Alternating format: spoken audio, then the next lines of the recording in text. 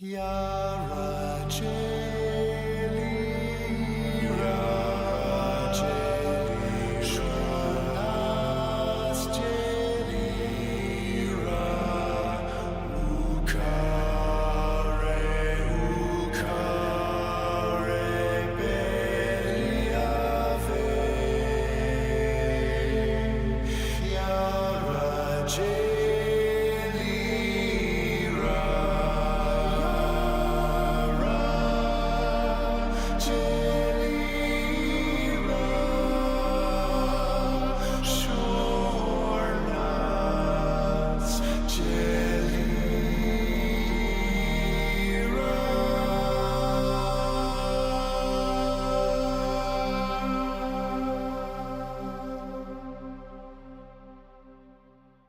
Good morning, everyone. Good morning. Hope you're all having a nice whatever it is, wherever you are. The music has stopped because I don't know how Bandcamp works. So I guess note for next time is I probably shouldn't play the OSTs directly from Bandcamp because I don't think it has a loop one track option. I think my only option is just to restart the entire. Hold on. Technical issues. We'll put this on and then we'll. There we go. I think before your birthday. I think it was. I've been busy, I guess we'll put it that way. But I hope you're all having a good whatever it is, wherever you are. When I was making the last video, I decided I wanted to purchase the OSTs off of Bandcamp so that I could get the highest quality versions of them for it. And it's just like, damn. Like, I always knew that Whispers in the Walls had a good soundtrack, but it is better than I remember. You are doing the thing I told you, right? I don't have... Hold on.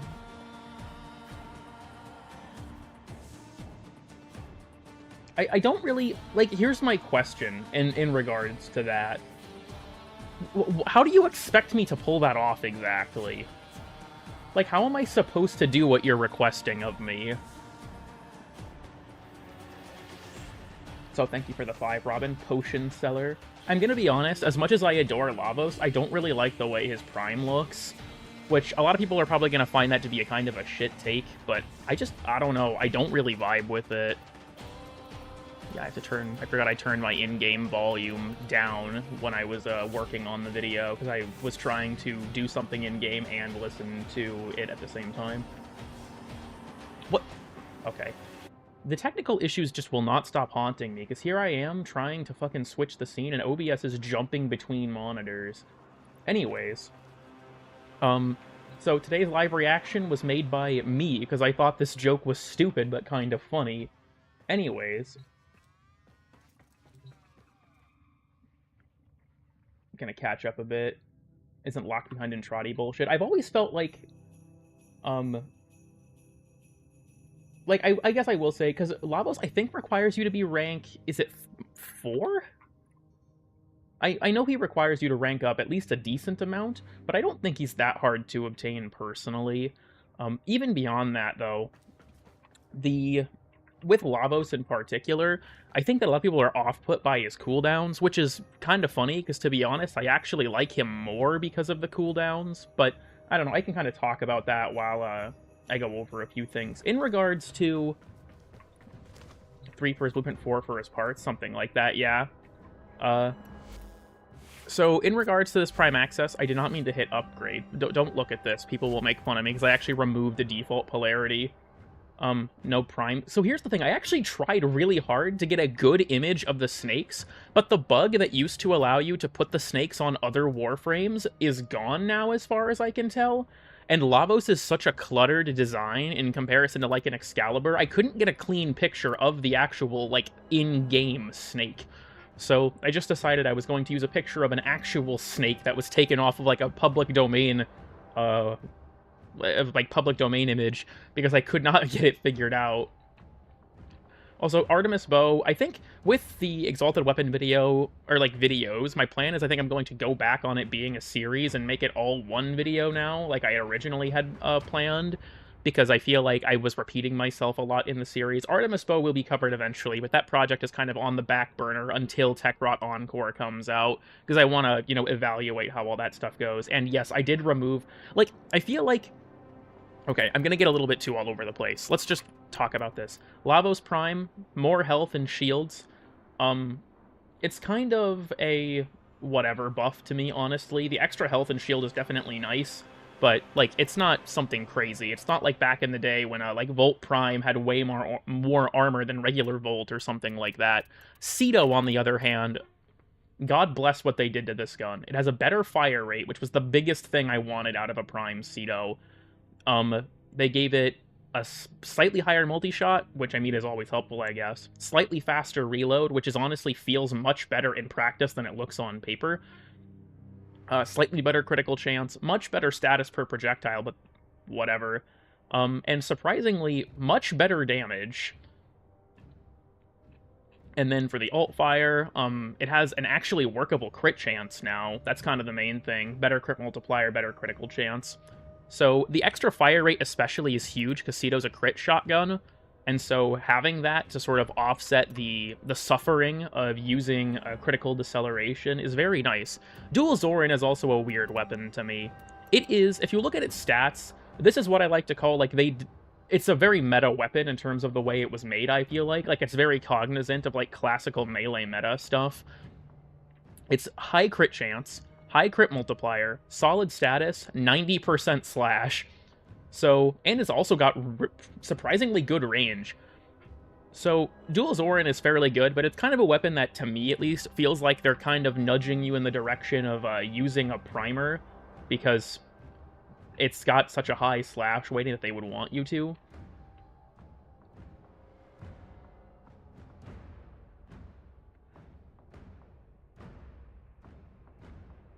Gonna catch up on a little bit. I have to, and yes, for Prime cosmetics you have to pay. Personally, like, I have a look with all of them on. I'm kind of, I don't know, whatever about them, I guess. They're cool if you want to play into the cum jar design, so to speak, of Lavos Prime, but I also personally just feel like they're kind of a take or leave, in my opinion. I don't see them looking very good on anything else, personally. I don't really, like... This is probably going to sound, like I said, like a shit take, but I don't really love Lavos Prime's look, personally. I don't think it's necessarily bad, but I think that, like, there are just... It feels weird to look at. It's kind of like Korra in that regard. There's so much going on, and even beyond that, his head is so fucking small. Look at how small Lavos Prime's head compared to his other helmets. It's so tiny. It's so weird. I don't know. If you like Lavos Prime, that's up to you. I will not stop using this skin because I think Yersin looks incredible, and that's all I want to use. But yeah, Lavos Prime access, the accessories, I'm kind of whatever about. We got a Syandana and we got an armor set, but I don't really like them. But the weapon, or the upgrades statistically to his weapons were both very, very good. Dual Zorin is especially fun because it has a, is there an armor Warframe? Not necessarily. Not that I can think of. I guess Caliban. You could probably say Caliban's the armor Warframe. I'll just go here to show this off. I'm not on Steel Path. Whoops. I forgot I turned it off when I was recording things. Go here. Okay. So, those of you who... I don't know who here has played Warframe pre-Parkour 2.0. Is there anyone here who's been playing this game for long enough you guys remember Parkour 1.0? Because there was this fun little thing in Parkour 1.0, and I say fun with massive air quotes because I actually think it was super cancer, but it was a tech called coptering, where you would do slide attacks in air with a melee to increase your speed, and Dual Zorin was the best weapon for this. So the Prime gives you a big boost on your first slide attack in air, and it resets whenever you touch the ground. So it's fun to kind of see this come back. It's especially satisfying to like chain like this, where you do like a really shallow bullet jump and then a slide attack. It's kind of tricky because you have to make sure you let go of control before it before you try and do the slide attack input. But I'm just, this is fine. But yeah, you can do some fun movement stuff with it, which I think is really cool. a bit before I started playing. I think it got removed in 2014, from what I remember. When I played the game, like, coptering was removed fairly early into my Warframe journey, like a few months, I think. It was around when, like, while I was playing, and then Parkour 2.0 got added. And there are people, when it comes to, like, things in the Warframe community, you will always find people with absolutely insane takes about how the game used to be better for a lot of strange reasons.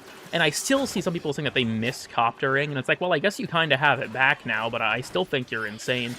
Regardless, though, like, so the ability to, like, do a shallow bullet jump into, like, the copter boost TM.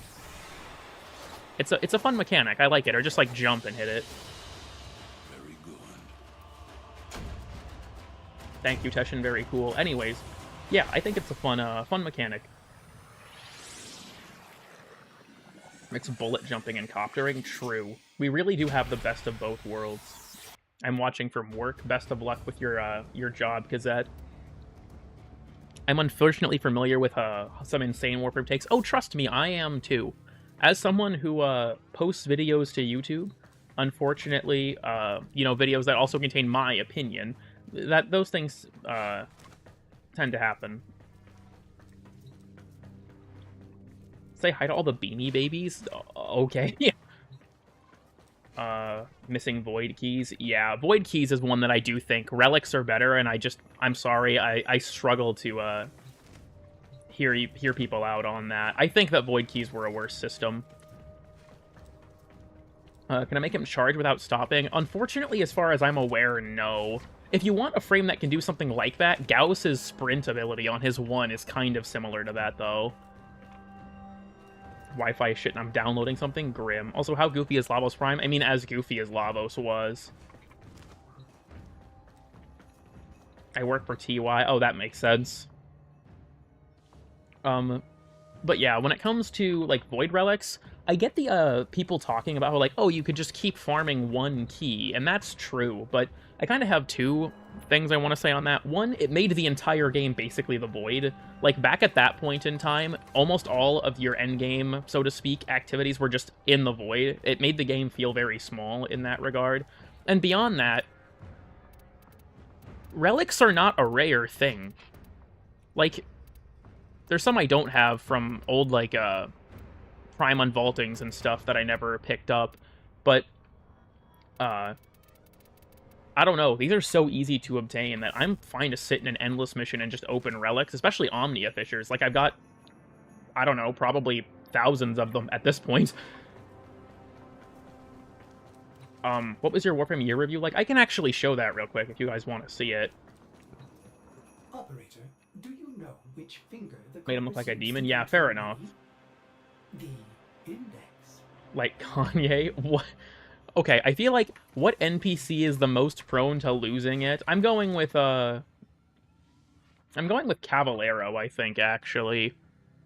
Hold on, for those of you curious, let me find my Warframe year in review images. Yeah, so here's the first one. I showed this in the most recent video. This is the first card. Most used ability being Wellspring is funny because on the website itself, like without downloading the card, it broke. It just didn't show anything.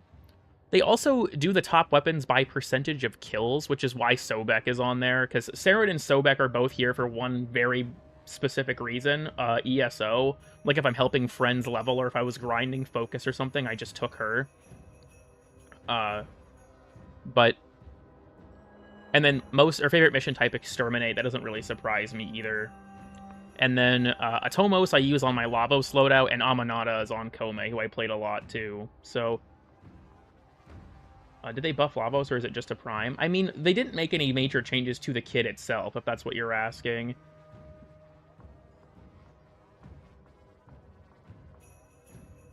Told him to get help and he quit out. I've always found that very weird. 600k Zerum insanity. That's fucked up. Congrats, but that's a fucking insane amount. Okay, let me grab the other image. This one's not nearly as interesting. My most used companion is my Adar Zekavat. Not surprising. 245 Forma invested is kind of crazy, I'm not gonna lie.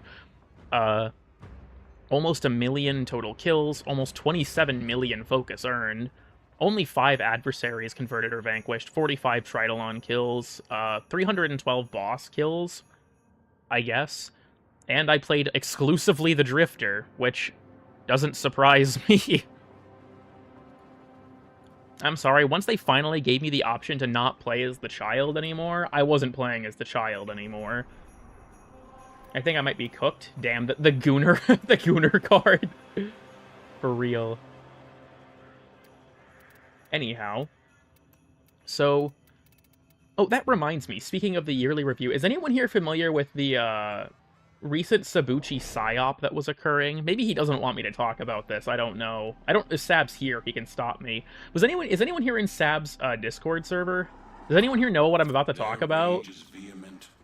Oh, let me find the image Sab sent me, hold on. Fucking... God damn it, where is Sab in my DMs? We don't talk super often, and all the usernames are truncated right now. Okay, so... Sabuchi sent me this image. Let me grab it real quick. So, God, sorry, everything is a mess because my other monitor's not working correctly. He sent me this.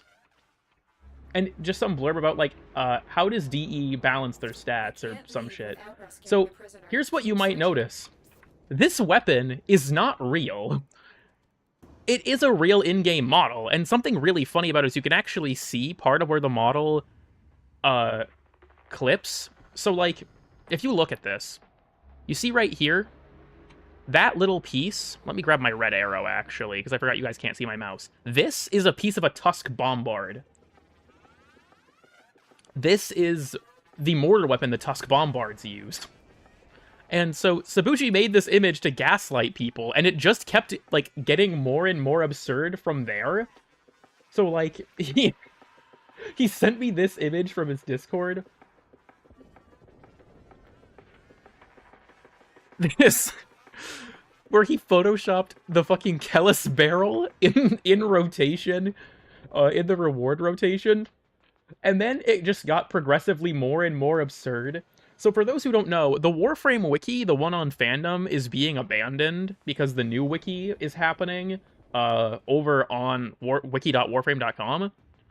So, someone made a wiki page for this gun to continue to gaslight people into it being real.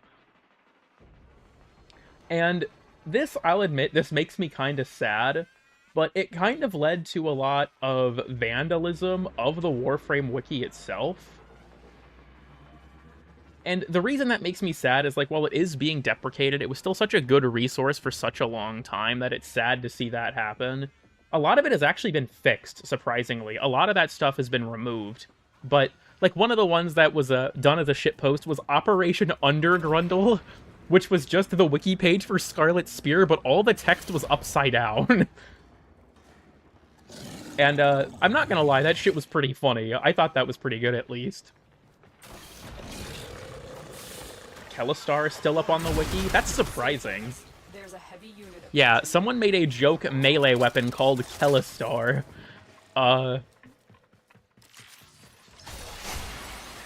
Also, it is still on the top of the Google results. That's true. That's my main concern. Gauss, I'm not sure. Ember, I know for sure was, because I actually pulled up her wiki page for something completely different, and I mistakenly clicked on the old wiki instead of the new one, and I saw that her page had been messed with.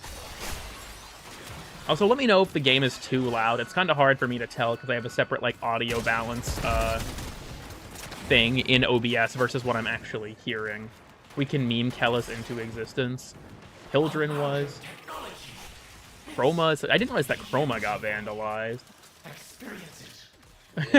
Seems, yeah, the AI would never lie to you. YouTube's AI has actually never been wrong.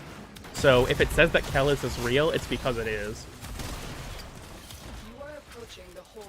But yeah, I thought, like I said, it's kind of sad to see the old wiki get vandalized, because, like, that's been the wiki since I started playing, right? And I think it's very sad to see it end up in that state. But at the same time, I'm not going to deny it's pretty fucking funny. The new wiki's layout is also a little, I don't know, like, to me. I'm going to have to adjust. I was gonna say, why can't I unlock either of these? The fuck?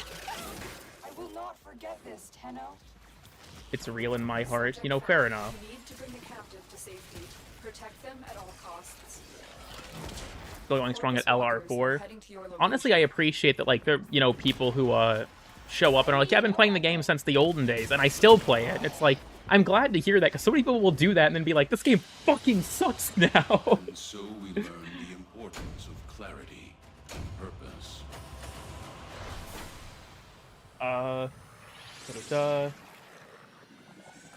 Is losing anonymous. That is true. Comments on the new wiki are gone, as far as I'm aware, which is really sad, because that shit was, like, caustic, but hilarious. Go to the real... I agree. I think that what they need to do is, like, lock down edit permissions on the wiki and just plaster all over the front page, we've moved. Arcane? Oh, yeah. Hold on. I can invite you real quick if you want. I haven't set Do Not Disturb yet, so we'll just do this now if you want to hand them to me, and then... My Warframe is strong. It's been holding me by the nuts. Yeah, fair enough. Because, like, this is something...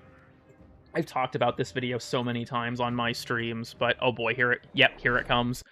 I'll have to turn... I'm sorry, Diet Milk. You've prompted the DND. You've ruined it for everyone.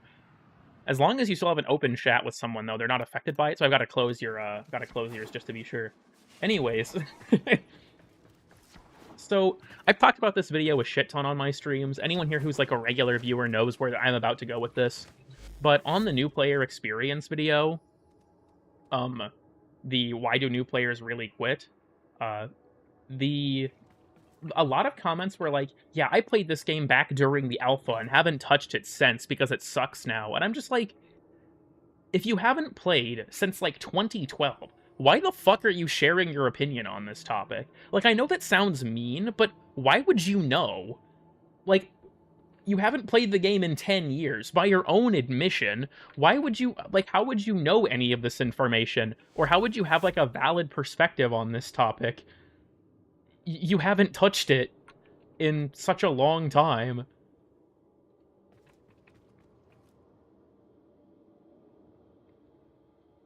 Nuts must be taken into custody? Damn, you know, fair enough. I read a book in 1853 and it sucked. Reading sucks. Yeah, true. Warframe content? Maybe, because, like, I'm not going to get too into it, because, by God... Hold on, do I have any Scions? I've only got one. I have to protect my Scion. Hold on. Is there a section for fish, or is it just miscellaneous? It's just miscellaneous. I need to go catch more Scions. You can have a bunch of Zirans.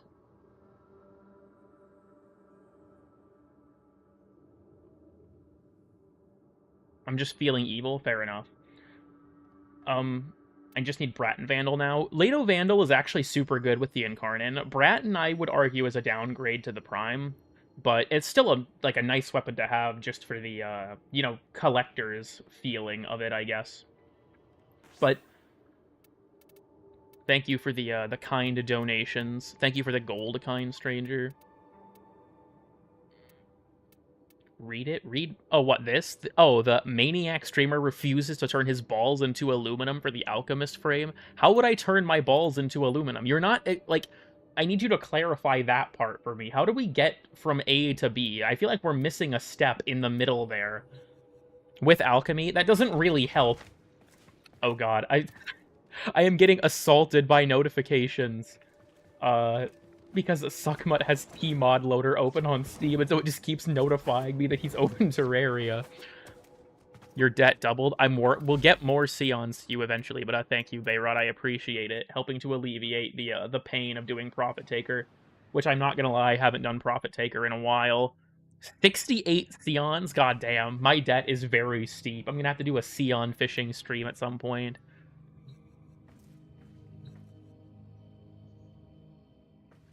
Draw a transmutation circle. I mean, we do have the Baruch circle here. Maybe that would work. I put my aluminum balls in the microwave. Have you ever just, like, balled... Like, you take, like, a big thing of aluminum foil and you roll it into a ball and then you microwave it on high for 5 minutes. It'll make the ball completely smooth like a fushigi. That's actually how fushigis are made. Is, they put aluminum and foil in the microwave. full pack. I mean, I guess that depends on how willing you are to dispose of your disposable income. Your enemies have grown. I bought it because Lavos is my favorite frame, or at the very least one of them, and I knew no matter what I was gonna buy it because I'm a sellout. There's a But heavy unit approaching. legalize nuclear You're bombs. still in the clear. No detection from enemy sensors. Let me microwave some tin. No, I said aluminum foil. Tin foil won't work. Different metal. It has to be aluminum. I'm a good little whale. What the hell is that supposed to mean, Robin? Are you insulting me? Are you mocking me right now? I mean, I wouldn't be surprised. Scans indicate our target Aren't is in the nukes vicinity. legal again? Again? Yeah, so if you're in the United States, one of your Second Amendment rights actually extends to nuclear weapons. The government doesn't want you to know this, but there have been, like, what, 20 broken arrow incidents where the government lost nuclear bombs, and if you find them, you're allowed to just take them.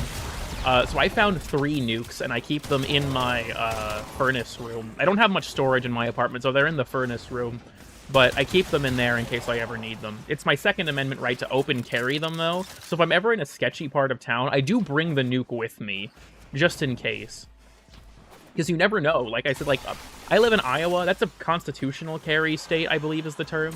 Where I'm just allowed to, like, open carry whatever I want at this point. So I just, you know, bring the nuke with me as a just in case. Conceal carry your nukes. I mean, yeah, you definitely can conceal it, but where are you going to hide the nuke? It'd be like suspiciously nuke-shaped cool kid. Like, nope, no nukes here. Like, where do I hide the fucking thing? You can conceal carry a handgun or something because you can actually conceal it. How do I conceal a nuclear bomb? Was greater. This is good. Is when you, yeah, I know what a whale is. The thing was, Robin is calling me a whale. That's the joke. We're allowed to carry RPGs. Can you rocket jump? Have you learned how to do that? Also, Nitro is currently at his job, unfortunately. Corvex is the conceal carry. Actually, could you conceal carry like a portable demon core? Like someone tries to mug you and you just like pull it out and take the screwdriver out, and now you both have a lethal dose of radiation poisoning? That could actually be kind of sick. Literally. But yeah, I think you could probably conceal carry a demon core. Han Pushka party cannon? Resign for him? Yeah, I fucking wish. I think about him platonically. That's the only context you're allowed to think about Nitro or me, Robin. Legally speaking. According to the terms of the restraining order. Can you show off your Lavos? But I can explain kind of how it works. But Nitro and I have been trying to organize him visiting me for, like, the past 2 months, and his job just doesn't... Like, a lot of different places have incompetent management. I imagine plenty of you here, at least if you're an adult, or, like, I don't know, late teens, have experienced incompetent management, right? It's not like it's an uncommon thing. But the people who do the scheduling for Nitro's job, I swear to God, just don't want to do their job. Because it seems like, you know, Nitro's been repeatedly asking, like, hey, I'm supposed to get vacation time after the turn of the year. Where the hell is it? And they're like, oh, we'll get that to you by the end of this week. And it's like, this is the 4th week in a row, brother. What is this competent management you speak of? Surprisingly, my job actually has fairly competent management. Was that a demon core? Yeah, deadass. I said I wouldn't say the B word anymore. That's true. I appreciate the restraint there, at least. We still, if I wasn't 19 albino rats in a trench coat, average Turkish person. What is your job and are they hiring? I work for an IT help desk, and no, we are not hiring. My job is, I just realized, I'm doing this as Lavos. Questionable decision? Oh, I'm using a Roxakubro, though. Never mind, this is actually fine. I was like, well, that's kind of stupid of me. It's like, no, we're good, actually.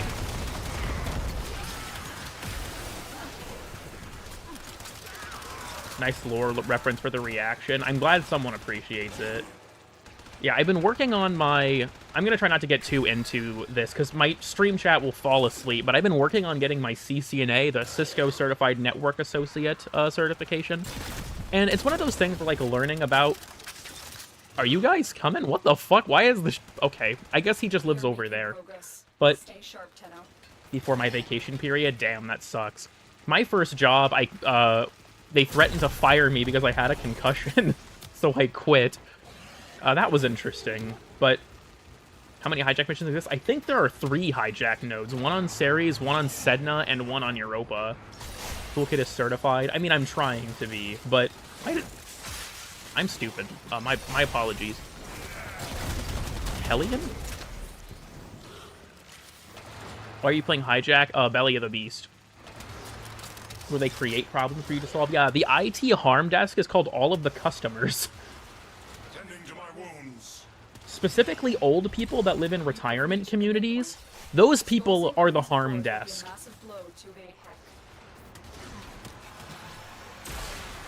But are you forklift certified? No. I've never worked in, like, a warehouse or anything, so I'd have no reason to be, if I'm perfectly honest with you all. But the, like, learning about how networks actually work is a very interesting experience. Because, like, I've used computers my entire life, but learning about things that you would never really, like, need to know about and the problems that they're built to solve is a very interesting process. The problem is that it's incredibly dense. Like, it's hard to learn. Also, welcome, Suckmud. I'm getting my security license. As in, like, security as in, like, information security, or as in, like, you know, you, like, show up at concerts to make sure that people don't rush the stage kind of security. Security guard, okay. I was gonna say, like, when you say security, do you mean, like, you know, preventing hackers from breaking into a bank's computer system, or, like, beating people up legally? Sorry, that's police officers. I'm sorry, I can't make these jokes. This is not a political stream. I hate networking. I personally think it's really fascinating, but it's also just an incredibly dense topic. I already own 3 firearms. I like how you're coming to this realization now. I did do a cybersecurity course. I want to do it next. My thought is, like, once I get my CCNA and maybe CCNP, which is, like, the next, like, step up from CCNA, I kind of want to pivot into, like, what is it, CompTIA's security or something like that. Or I think OffSec has a certification.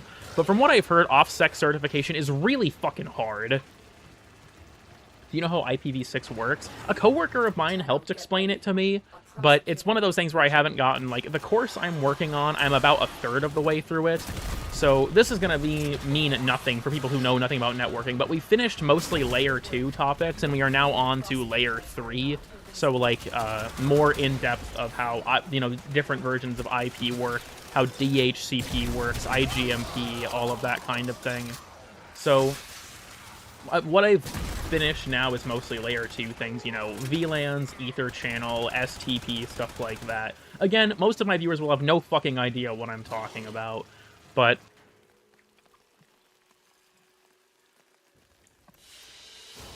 why was there no music there? It's not a political stream yet.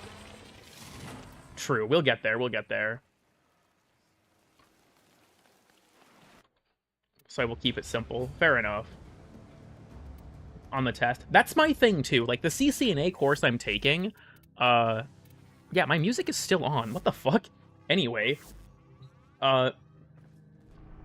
like, the course I'm taking was fairly inexpensive. You can actually watch it on YouTube for free. It's by Jeremy's IT Lab, but I bought the Udemy version when it was on sale just to support him. But, the test is like $300. And using a cipher on it. Do you mean like a data knife from Titanfall? That kind of thing? I don't know if they prepare you for that. Why I dislike networking? That's completely fair. Like, for me, I tried to learn web development programming, and the truth was, I think it was just a measure of, like, a matter of... Also, the YouTuber Jeremy's IT Lab, he's doing a CCNA, and I think he's also now making one for CCNP. So, not CompTIA, but... Stand up straight now. Don't go leaving anything unsaid. I, talked to the wrong person. I don't give a shit about Varzia, sorry. I have any lead. Knew it. Okay, let's do this. But yeah, when it comes to, like, learning programming, I think it was a problem with the course of mine, to be honest, but I just couldn't get into web development, and, like, it's not like I think that programming is too hard. My problem, personally, was that it felt like I was never doing anything with what I was being taught in the course. Like, the instructor explained things well, but you would go through, like, 3 or 4 days of course content, without doing anything, and then you would like have a project where you'd apply everything you've learned in like the last week, and that just didn't really gel with me very well, because I felt like I was struggling to maintain things. But the Jeremy's IT lab course is very good in that after every lesson you have a lab in a program called Packet Tracer, which is like a thing Cisco made to simulate networking hardware. So you do labs in Packet Tracer and stuff like that, so you can kind of immediately get more of an idea of how the things work, which is very helpful. She came back pregnant. God damn it, that reminds me of the stupid fucking imagine if women could get pregnant thing from that one stream. If Robin's still here, that was her fucking fault. It's like female M-preg, it's like that's just called pregnancy, you fucking idiots. Anyways, I gotta do it myself. And yeah, that was the thing, is like, my issue with the course was that I felt like I couldn't retain anything because I was never using it. You think Lavos should have been buffed for his prime? Personally, no. I think Lavos is actually already very good. And not feel useless. And yeah, that's the kind of thing where I feel like if I had a course that was more about like, here's a topic. Because here's the thing that I wish was the framing device. I wish that the course had us build a website the whole time. Like, take a website, and each time you learn about a new feature or a new thing, you implement that into this persistent, ongoing project. I think that would have been a much better way for me to retain it, was having this sort of, like, playground environment where I'm applying all the things I learn. But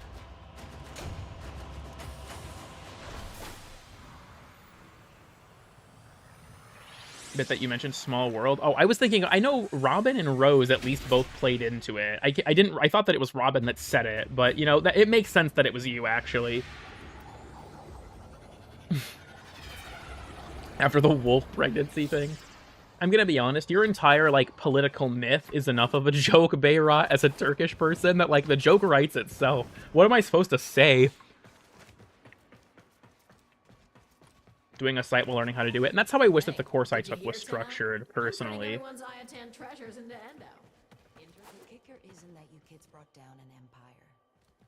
With coding like Warframe or Destiny, and that's the thing, is that it's like, doing it that way to learn it, I think, would have been valuable, in terms of like, okay, here's how you implement these features. Like, when you're learning it for the first time, having a way to, like, see the effect of your work, I think is valuable.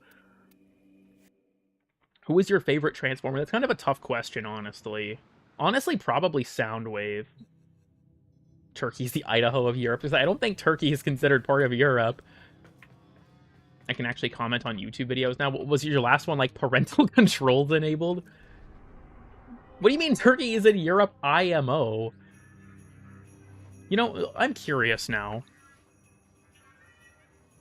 Do people consider it part of Europe? I know it's part of the Middle East. Yeah, country mainly located in Anatolia and West Asia. That's what the Wikipedia stage says.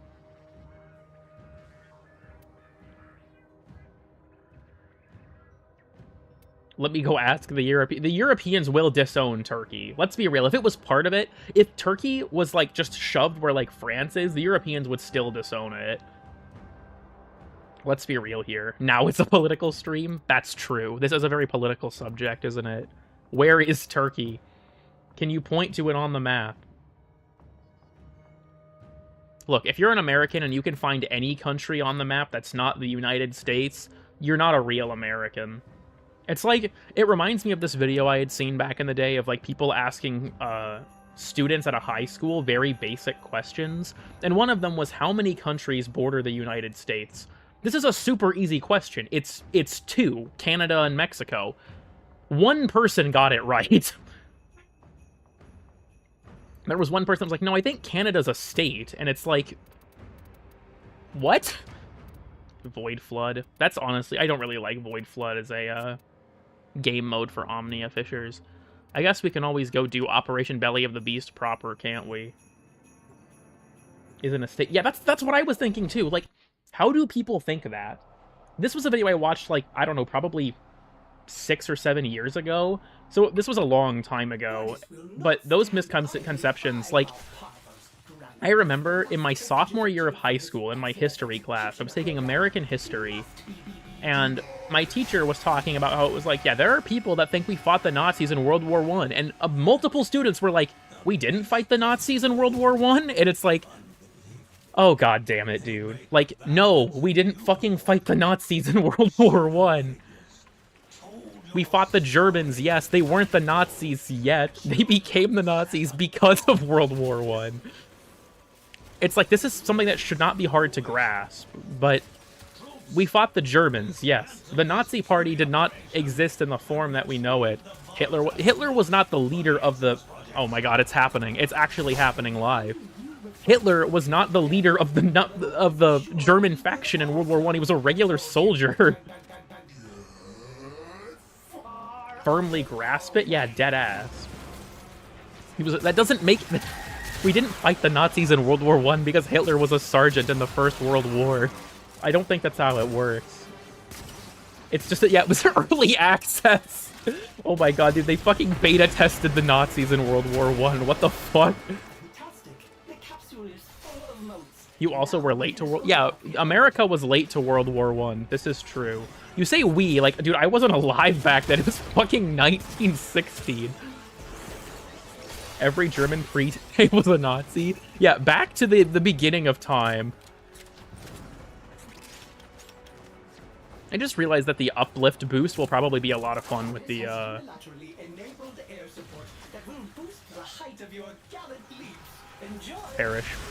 Until the capsule's shields are back up. America was late to form a country. I mean, that's true, but like plenty of places on this side of the planet were. You name one German who isn't a Nazi? Richthofen. Fuck, actually, never mind. I don't think I can. Oh, did it die already? Extraction capsule? Are you gonna regenerate? Why can't it die in this phase? What were you during the Great War? I was busy not existing. Best years of my life when before it started. Very late for deleting slavery. I mean, this is also true, but again, I wasn't, like, alive back then, so... Samantha Maxis, I hope she's not... Well, I mean, she was the... I guess the Maxis we know is from the timeline where Maxis died in World War One. So, yeah, I guess Samantha Maxis wouldn't have been a Nazi. At least not that version of Samantha. Which is weird, because that also means that timeline of Samantha... No, she wouldn't... Never mind. I have it all wrong. No, Samantha's a Nazi, unfortunately. Because I forgot. In the... Sorry, Zombies lore is complicated as fuck. In the timeline, where with World War One, Maxis hadn't had Samantha yet. It was that Samantha was reaching out to him from the dimension where Maxis became evil or whatever the fuck after Black Ops 2. I shouldn't be here. What time is it in the good old land of the land of the pasta blueprint? What is bro yapping about? Trust me, Zombies lore is one of those things that you can't just discuss. It's too confusing. I hear the fucking battery. Might be a boosted one up here. This game mode requires too much brain power for me to stream it, to be honest, but it's whatever. Oh no, I'm hearing a sister beacon. Right. Is P-Shooter from PvZ a Nazi? I'm not sure. I've never played it. 10 p.m.? Damn. Weak.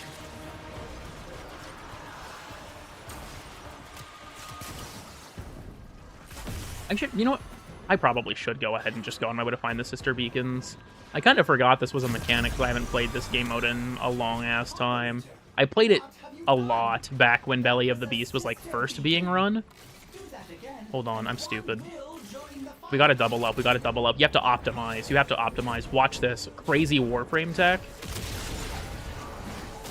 Boom. Got him. I sleep 10 hours a day. I respect that. For an intimate... Don't use the word intimate. What the fuck? What, you want me to start, like, speaking softly and getting close to the microphone, too, you fucking freak? You want me to start ASMR?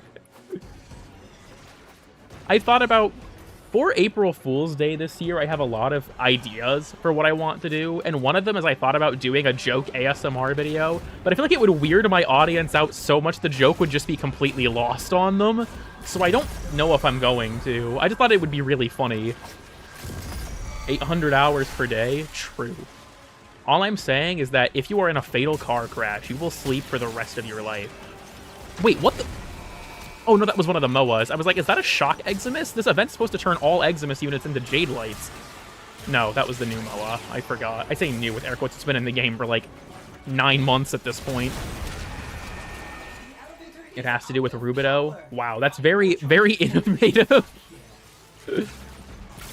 I've wanted to do, because a lot of people who, like, participated in obvious and mundane stuff have asked me to do it again, and I am strongly considering it, but I feel like my segment would be too samey. I want to branch out and do something cool with it. Because I feel like obvious and mundane stuff will be a lot of fun to do again, and I really do want to do it again, but I don't just want to do another, here's a bunch of jokes about Warframe segment. Like, that's too samey. I want to do something fun.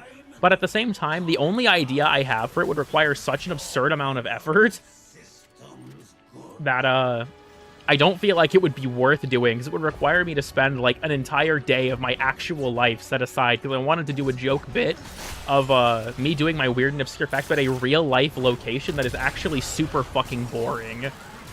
But it would require so much effort that I don't know if it's worth it. I went in some detail about this on a previous stream, I think. And pizza crusts. Dude, fucking, I don't know if anyone here has seen Jelmay's recent video about Marked for Death Loki. I love Jelmay's channel, by the way. If you aren't subscribed to them, you should be. The stuff they make is super interesting, even if they do it like once every 6 months. But they did this fucking hilarious bit about Warframe gun ASMR with the Parassist. That shit was awesome. It is a great video. People like Jelmay remind me I will never be good at making Warframe content. Also, yes, this is Lavos Prime. Or other Baltic countries. Honestly, that could be funny, but I'm not a huge history buff. That's the problem. I would get corrected in the comments to hell and back because I'm not smart. Something I've actually thought about doing. I feel like this would be fun, but I don't feel like I'm super qualified. I've talked about this before. My favorite field of science is astronomy, and I've thought about doing a video, not for April Fools, but just as a general discussion about, like, the way Warframe approaches the solar system, and, like, the cool sci-fi things they do with things that are actually real. Like how Venus has a section that's all frozen because the planet in real life is like a hellscape, and the Orokin wanted to flex how cool they were by making part of it the complete opposite. But I also feel like I'm not an actual astronomer, right? I feel like it would probably be like, yeah, I'm an amateur, like, interested in the subject, but I feel like I would get corrected to hell and back, rightfully so, because I'm not an expert on the topic. But I think it'd be a really fun video to do, honestly. Especially because, like, dude, Warframe was ahead of the curve. This game has Sedna in it, and Sedna wasn't accepted as a dwarf planet until, like, 5 years ago or something. Wrong. Anyway, boosts engagement? True. It'd be more engagement. Here's the thing. I don't care about engagement and if it compromises my video being accurate. You know what I mean? I will turn your balls into aluminum. You know, I'll believe it when I see it. Like, that's how I see it, at least. My priority is not engagement, it's accuracy, right?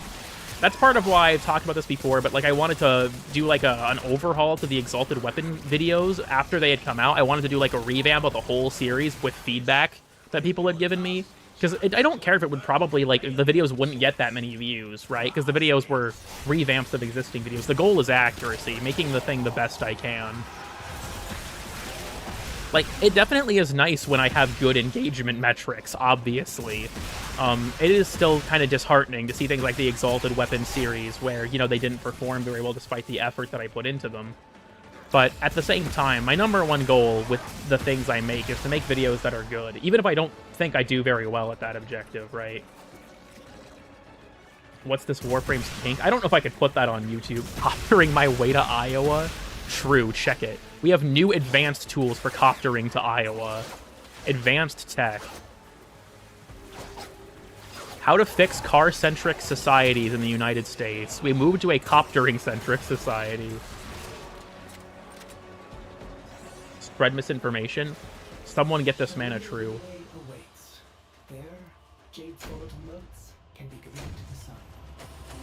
I think it's really funny that in the first Belly of the Beast, they were like, guys, there's a limited quantity of volatile motes. We have to get rid of them all so that Parvos can't use them. And then we did the event. It's like, okay, there are now no more volatile motes. They're all gone. We no longer... Oh, god damn it. Like, the event reruns, and it's like, guys, the volatile motes are back. Somehow, Palpatine has returned. We have to get rid of them again. Jade birthed more? With an Overguard gate? That's true. If you have secondary Fortifier, you could probably do it. You could probably Shield Gate, actually. Come to think of it. The event... Like, I like the original event lore, but it being rerun just make it... It just makes it not make sense.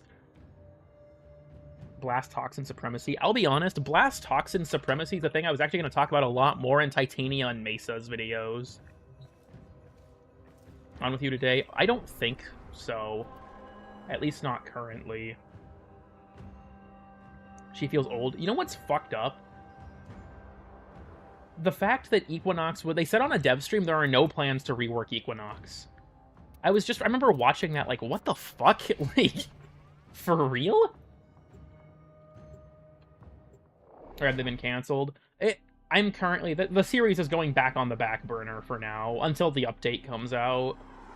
When was this? On the most recent dev short, someone asked in chat if there were plans to rework Titania or Ivara, and the response to both questions was no. Ivara, I don't personally think needs one. She does have some parts of her that are kind of dated, I'll admit that much, but I don't think she needs a rework. Equinox, on the other hand, I feel like she's lost a lot of what made her special.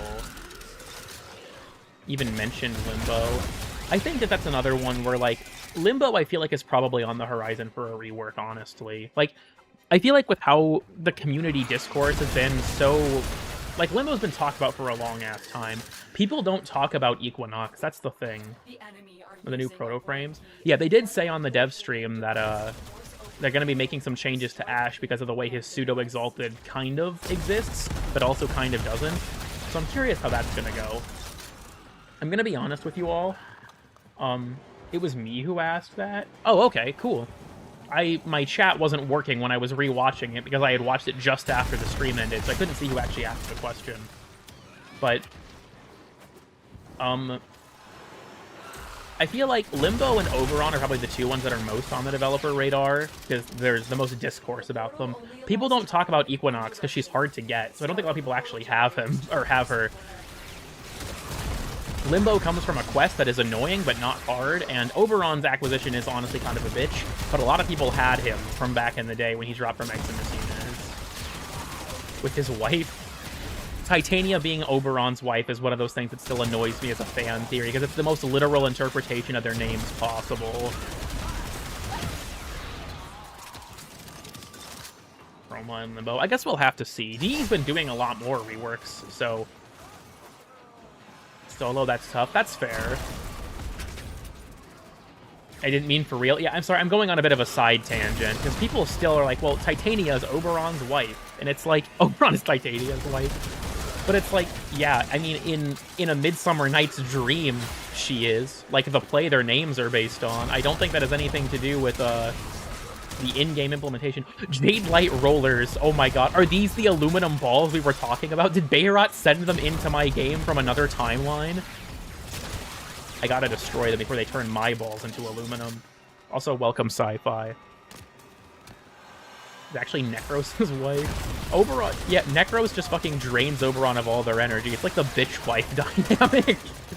Whatever, go buy aluminum balls. To lead to your channel. I can explain that story here in a second. I'm just trying to catch up. Also, welcome Sci-Fi.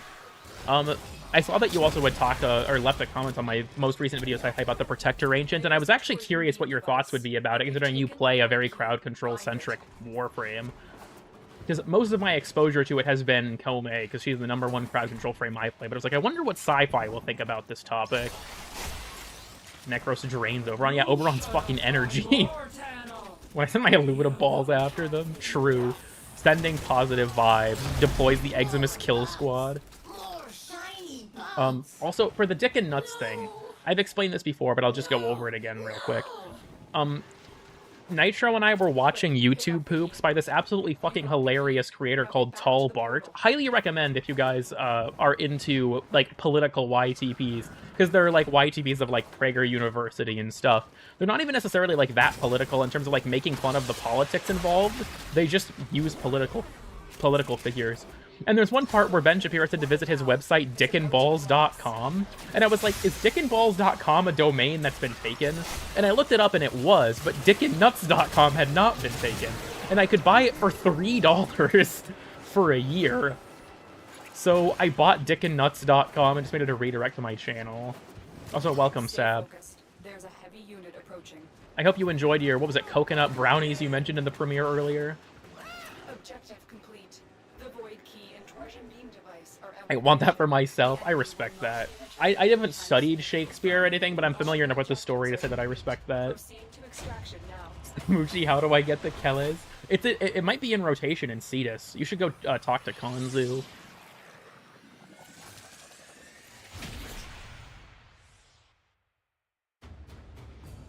On void tile sets. That's fair. The melee faction you're supposed to CC. Yeah, I also just feel like in general, I mean, I talked about this in the video, but you know, the intent of Overguard being to make it so you actually had to fight certain enemies that had special mechanics, it just doesn't play into that at all. Have you finished formatting the Keles, Cool Kid? I've made every single slot an Unairu polarity. So yeah, I even put a stance forma on it.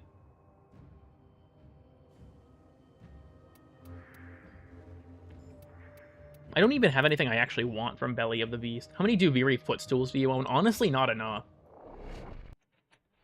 Should have been a Xeneric polarity. That's true. I should have done that so I could put on Power Drift on my Keles. I wanted to do an Unairu polarity for, like, the, what is it, Flailing Branch? Like, one of, like, 3 stance mods that uses it. I'm an empath. What symbol is that? It's placed in infected of all factions. Yeah. I feel like I didn't go more in-depth about the prevalence of it in the infested missions purely because I was trying to... The point I wanted to sort of hammer out was the problem expanding into new areas of the game because of Void Fissures, making them spawn in so many locations. But... I don't know. I don't like the Protector Ancient at all. If that wasn't clear from the video, I could see... like other implementations of it. Here's the weird thing too. I didn't bring this up in the video because I felt like it was, I don't know, muddying things a bit if I talked about it. But if you turn an Ancient Protectored allied with like a New Loca Spectre or Necros or something, they don't give you Overguard. They give you damage reduction. And it's just like, why doesn't the Protector Ancient do that for enemies? If it gave nearby enemies damage reduction, I would actually be fine with that. Especially if it didn't give the damage reduction to itself so that I could just kill the Ancient to sever the link.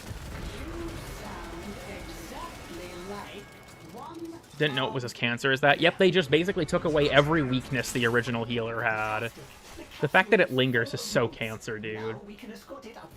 I wouldn't break the Protector. The fact that that's a big part of it, too. In corrupted missions and infested missions especially, where you have so many of them, they will bolster each other. So, like, they'll just keep giving each other Overguard. Also, how healers used to give Overguard, yes, but there was a bunch of limitations on it. Like, if enemies walked out of the radius, they couldn't get it back. They could only receive it one time. If the healer died, it immediately severed all of the Overguard. If there were multiple healers in an area, and you killed one of them, any enemies in the overlap would still lose their Overguard, even if the other one could have technically been buffing them. They didn't give Overguard to themselves. There were a lot of limitations on it that made it pretty bad in practice, actually. Overguard have a cap? Yeah, 8 times the enemy's HP. That's the cap. I like how, yeah, I think that the Wardens, the Severed Warden is, like, the best implementation of that kind of support unit.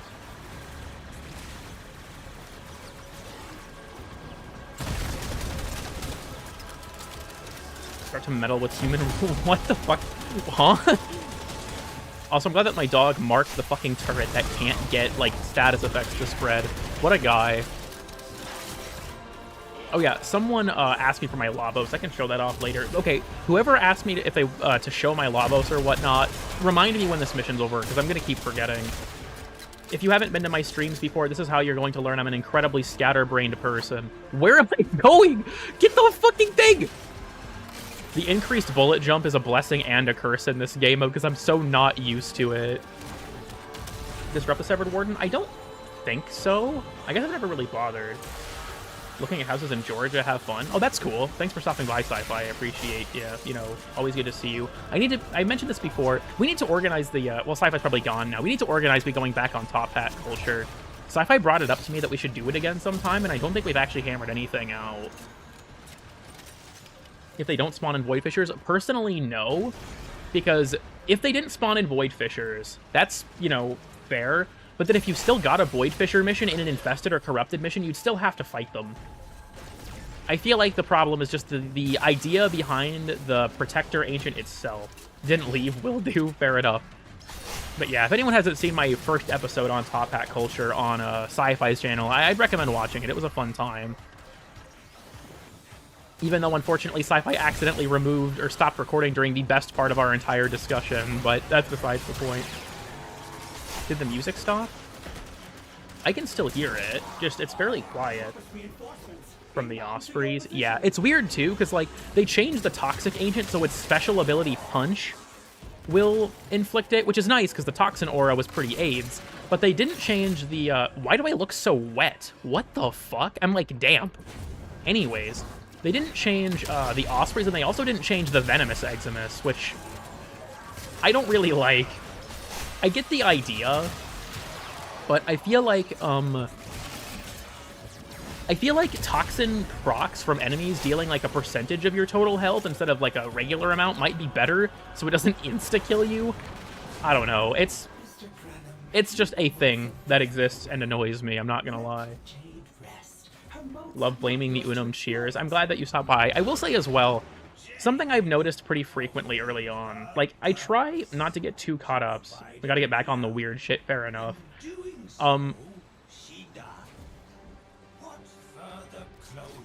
It's why I'm struggling to hear the sister beacons. There aren't any in obvious spots right now.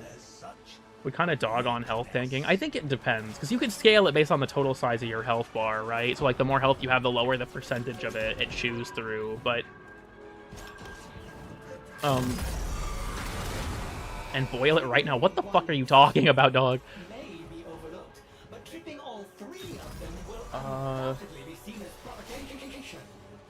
How does one start making content? I also wanted to do something when I'm stupid and scared and don't know how to edit videos. Here's sort of my advice, because I'm gonna keep it a buck with you on this. I don't know how to edit videos either. My editing, like if you guys, maybe I could show this sometime actually.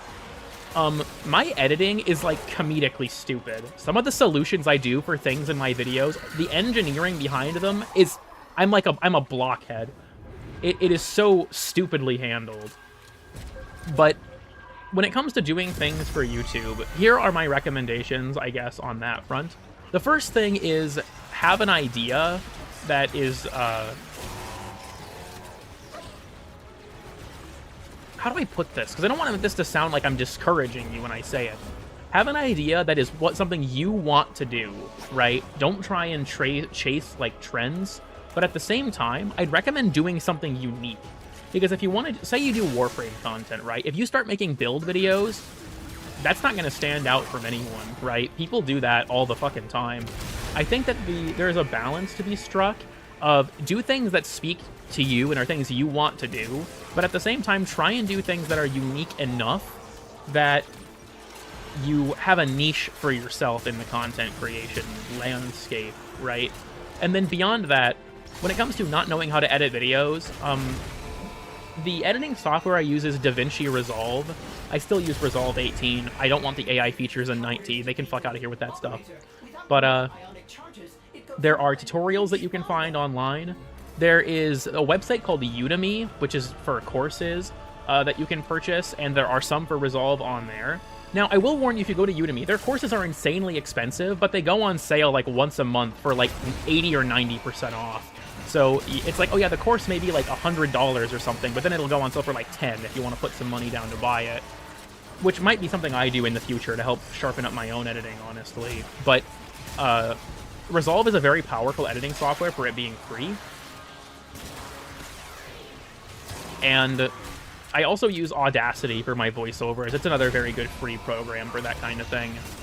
A lot of it, I think, is just finding your niche. You don't have to know it right away, but, you know, do some experimentation and see. My niche is I just talk about dumb shit in this game, but it's not built so people watch it. Also, yeah, I agree with you on that, Sabuchi. It's like the build slop channels, they still get a lot of views, but you can't break into that market, right? There's too many of them. Also, welcome, Nitro. I was busy monologuing when you joined. But yeah, that's kind of, I guess, and OBS can't run together with Warframe. I'll be honest, if you have a PC that you can't...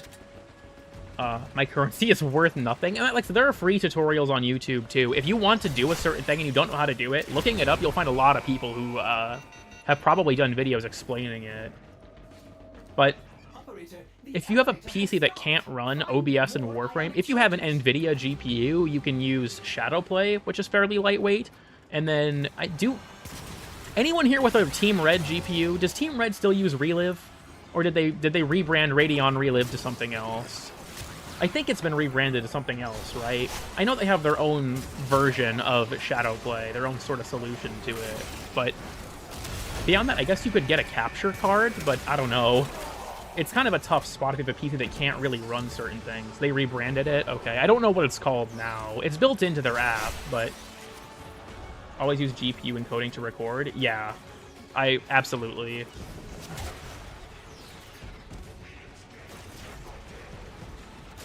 I never installed the app. Stay based, LEU, stay based. Has their own Shadowplay if you're on PC. I don't know how lightweight it is compared to Shadowplay proper, but that is true. I just don't know, I guess, if it's got the same benefit of being, like, very resource efficient for a recording software.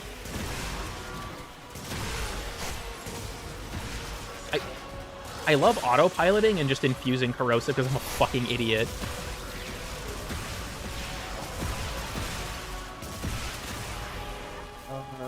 There's their own Shadowplay if you're on PC. Sorry, I already read that. What the fuck am I saying?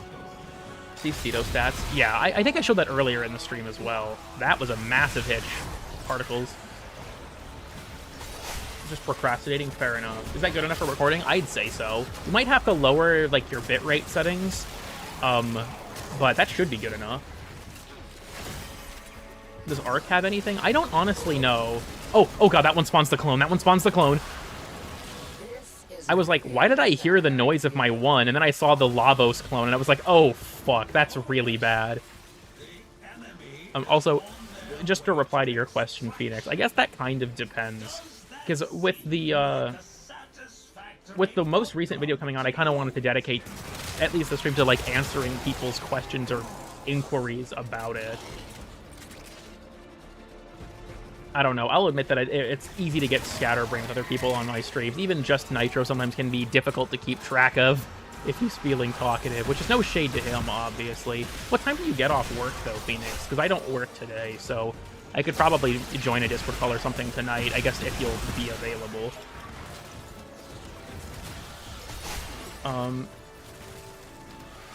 Solely for encoding so it doesn't affect FPS? Yeah, that's true. Also, game bar hurts your performance as far as I'm aware. Ah, damn. That's grim. 1 a.m. Nightmare, even.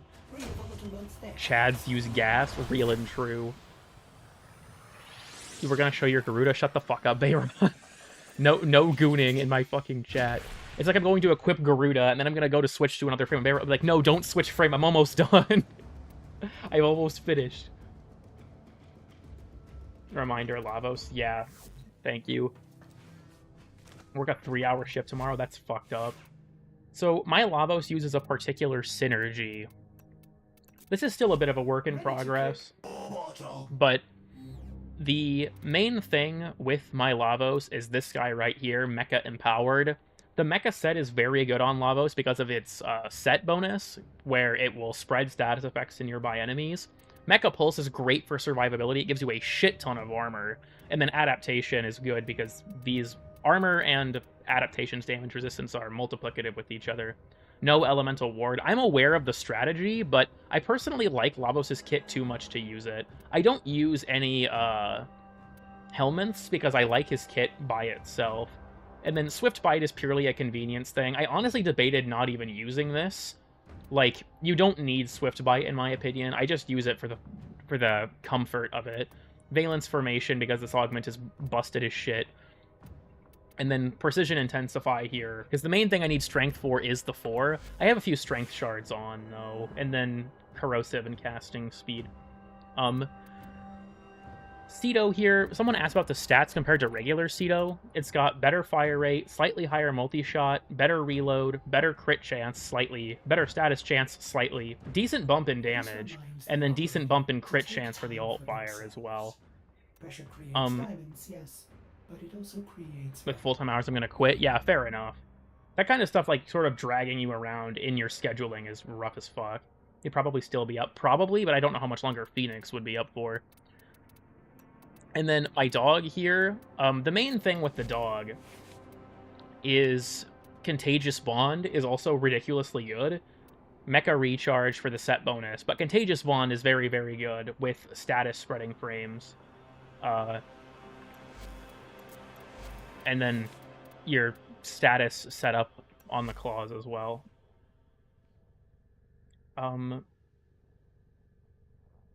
My game's giving me the same relic. Nightmare. I didn't use Breach Sword on his Lavos build as much as I do think Breach Sword is overused. It is actually good with Lavos. Yeah, that's true. Like I said, I like his kit enough that I don't feel like I need to replace anything. There's fun variety there, but I'm gonna keep it a buck. The way Lavos is designed is about as close to perfect as you could get for me. I don't feel like using anything else. How much money have I spent on Warframe? A lot. I couldn't tell you the exact number, but a lot. I'd say probably easily over $1,000 over the course of the 10 years I've played it.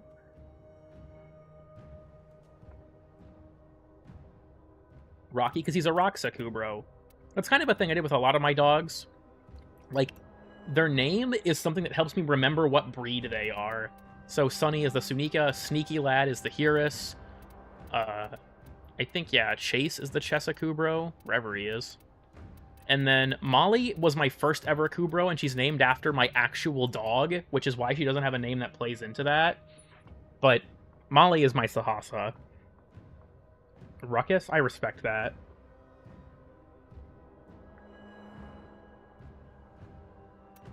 I'm going limp. What the fuck do you... What exactly is going limp? What is going limp right now, Bayrod?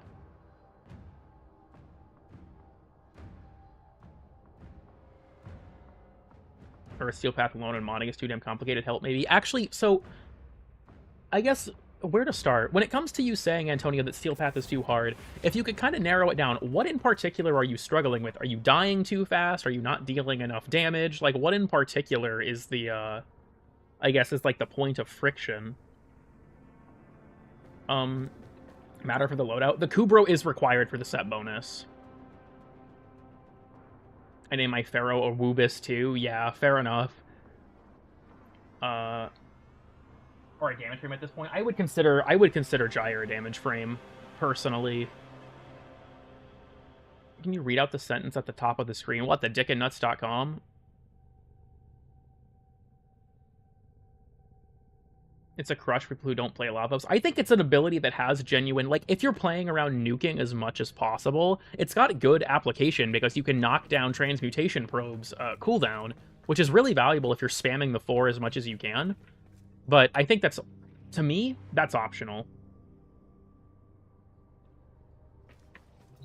I don't think you need it. I just have it for the fun of it, right? Because I like spamming my abilities.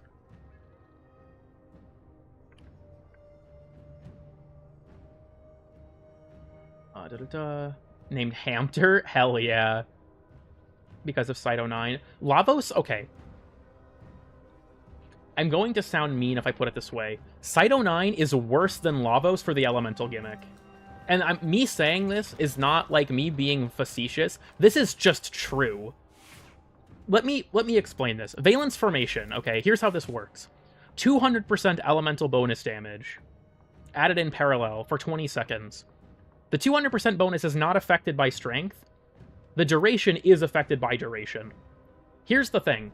Lavos can imbue this onto all 3 of his weapons simultaneously, okay? He can do it to his melee, which Cyto 9 can't do, and he does not have to pick up individual ammo boxes for his other weapons.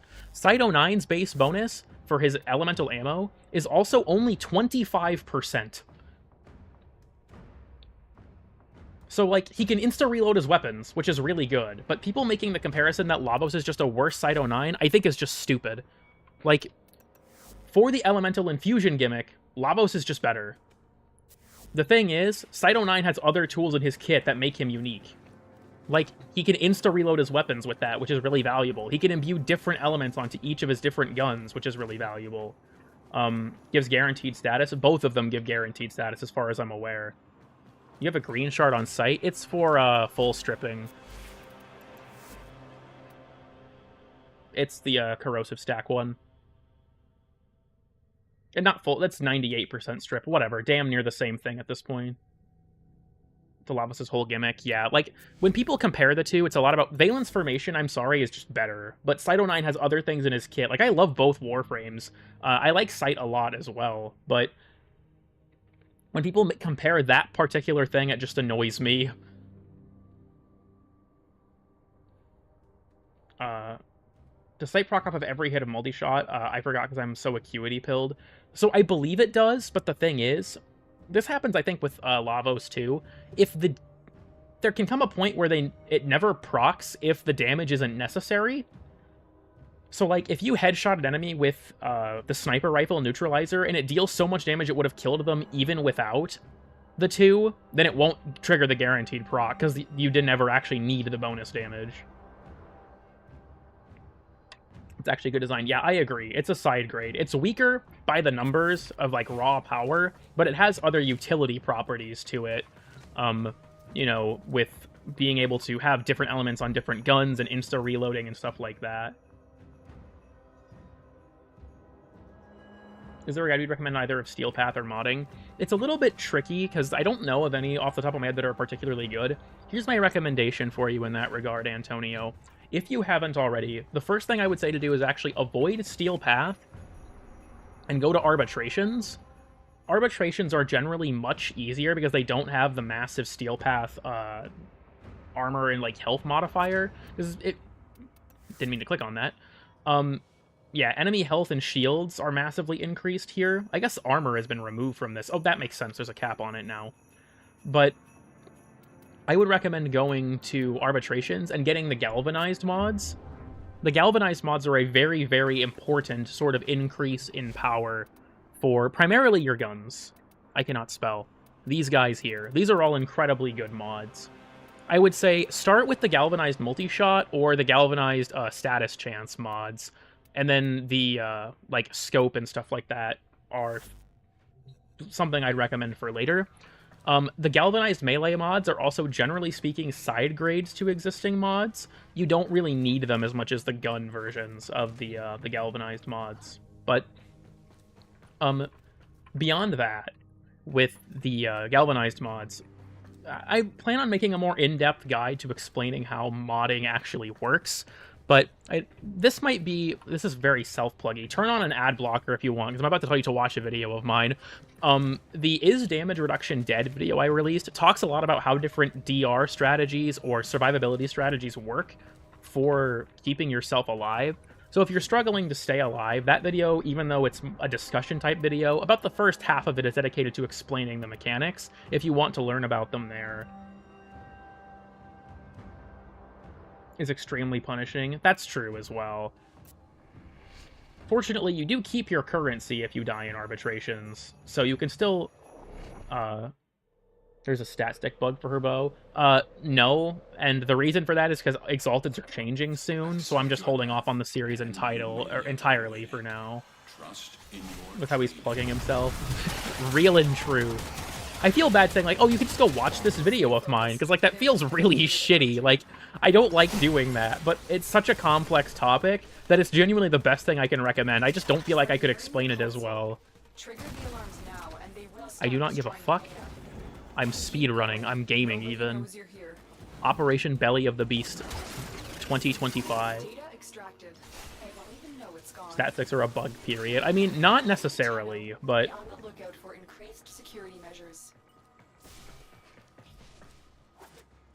No one touched arbitrations when people ask why they don't do enough damage. That's true. I wish that you would have been required to at least do one arbitration to acknowledge their existence before you go to Steel Path.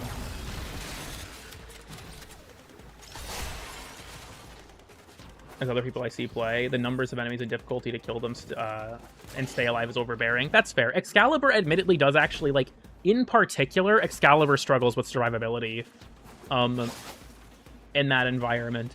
I'd recommend, this is kind of hard to get because it's from Duviri, but Arcane Reaper is pretty good on him, and if you use Exalted Blade often, Healing Return is pretty good on Exalted Blade, the mod Healing Return. Another thing that's pretty good for Excalibur is if you have Amalgam Daikyu Target Acquired, which is a mod that you get from the Ropalolas fight. If you're willing to use an Akana and Daikyu as your primary, you're able to get lifesteal on it, which is super helpful for Excalibur. Data integrity verified. Retrieval was successful. With general progression, yeah. Like, I'll admit, with the announcement that they're going to be removing stat sticks, I'm very cautiously optimistic, because, like, if they buff the abilities that they are removing stat sticks from, then I'm fine with it. If they buff them to be more like they are with a stat stick. If they do not change their stats at all, massive nerf to every single Warframe involved. My hope with it is, like, they'll buff it to be about what they're like. With, like, you know, Ceramic Dagger, sort of the meta Incarnins. Also, yeah, you will be able to put Arcanes on Exalteds in Tech Rod Encore. Now, and they will start destroying the data. More survivability? You know, I respect that. 0% everything. Yeah, it's pretty fucking weird, actually. Not getting it easy today. Okay. I understand. Sometimes the open vent is in the room that you have access to at the start, but not today. And the next update are you most excited for? Honestly, that's a very difficult question to answer. Clean extraction with no alarms. We have everything we came for. Get to extraction. Only by weapon attacks? Yeah, that's another thing that I forgot to mention in the Is DR Dead video, is Shade and Hearus. Because with ability spam setups, they are absurdly good.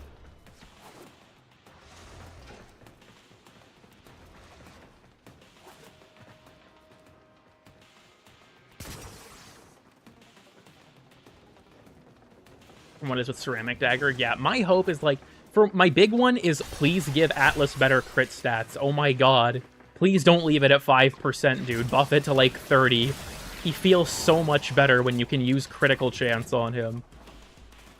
Do the copter with your Zorans. That's true. I do need to be coptering with my Zorans more.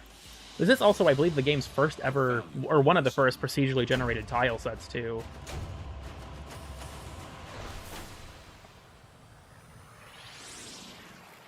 The Exalted Changers, buy to sell later, market manipulate. Longbow Sharpshot will be really interesting with, like, I already know what's going to happen for a lot of the melees. It's just going to become melee influence slop. But the guns I'm curious about. Though I think several of the Warframes will probably just throw on Fortifier, to be honest. But we'll see. And you get them both from Railjack, yeah. I also think it'd be nice if they started to expand the number of frames that are unvaulted in Prime Resurgence. Because the amount keeps getting bigger, but the, using Melee Vortex on Wukong, I respect that. But I feel like the amount of frames in the vault keeps getting bigger, but the amount that are unvaulted at any given time never changes. So it'd be nice if we had, like, say, 4 frames would get unvaulted at a given time instead of just 2, just to help get through them faster. After all the drama over it. Yeah, Kodahima is, something.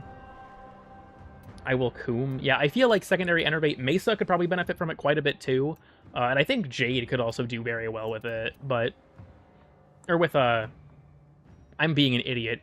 Enervate is the fucking crit chance one. Enervate will be very interesting on Balefire, actually. Yeah, for some reason it feels like they do unvault the same frames very often.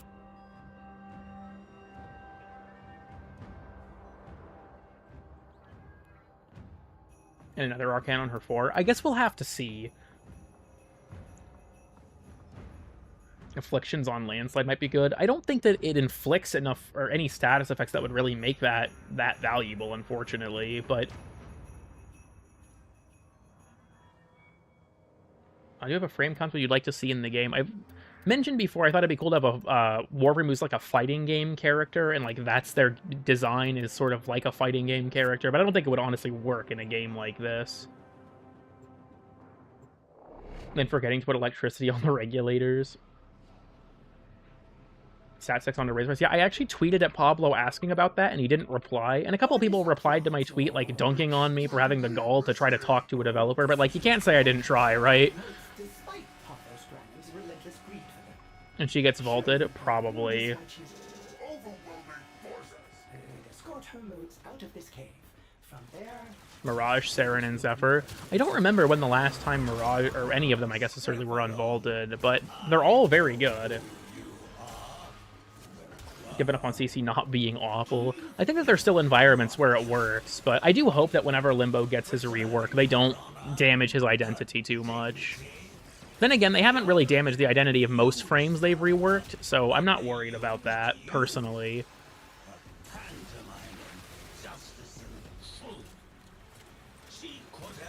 You have builds I can view for Steel Path. Not off the top of, or not like on hand, but I guess I can sort of go over some things. If you'd like, if you want to, like, just tell me, like, what you're using, we can go over ways to potentially optimize it. The way he reaches out to devs, I tear up. Yeah, deadass. If I've learned anything, it's that genuinely trying to talk to the developers is fruitless if you're not a big streamer who's not part of the Warframe community for some reason, or Brozheim. Then again, I don't think the devs deliberately ignore me. They're just busy and don't see the shit I send or like try to get their attention with.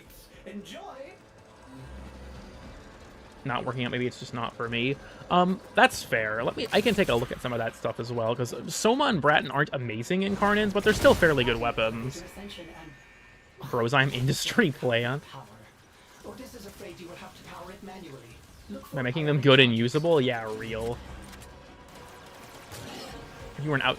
I will admit, I'm a little bit miffed that Rebecca went on Aztecross's stream and Pablo went on Pirate Software's, purely because they're not part of the Warframe community. Like, you guys have this massive existing like base of creators, and you're doing this with people that don't play the game. I don't even know if Pirate Software is still playing. I imagine once his sponsored period is over, he probably stopped. Aztecross still is, and that's cool, but I don't know about Pirate Software. Never again? Oh, God. Oh, no.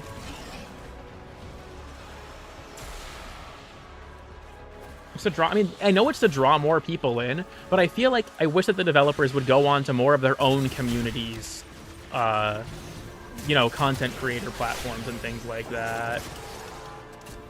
1999 campaign, I believe. I know that he had played the game in the past. I don't know what his progression was like, though. Because, I don't know, it was like... from what I have heard, most of Thor has thousands of hours. I mean, as far as I'm aware, Pirate Software is prone to exaggeration, so who knows what that claims. But Pablo pulled up on an Aiden Ross stream. Oh my god. But I'm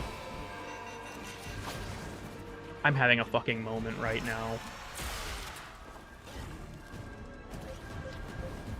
From what I had heard, the interview talked about, like, game balance and stuff, but it's like, how would Pirate Software know what questions to ask Pablo if he hadn't played the game in such a long time? I'm back. Welcome back, Phoenix. Like, personally, I'd love to get to talk to a developer, just to, like, get their insights on certain mechanics and ideas and things like that, but I don't think it'll ever happen. I'm looking for sister beacons, so I don't care about this being stalled, but sometimes they spawn, like, in things, and it makes them hard to see. Pyrocynical stream of CC and raids? Yeah, deadass. And finish his game. Don't worry, it'll definitely be done soon, trust. It'll be done soon. It's only been, what, 6 years?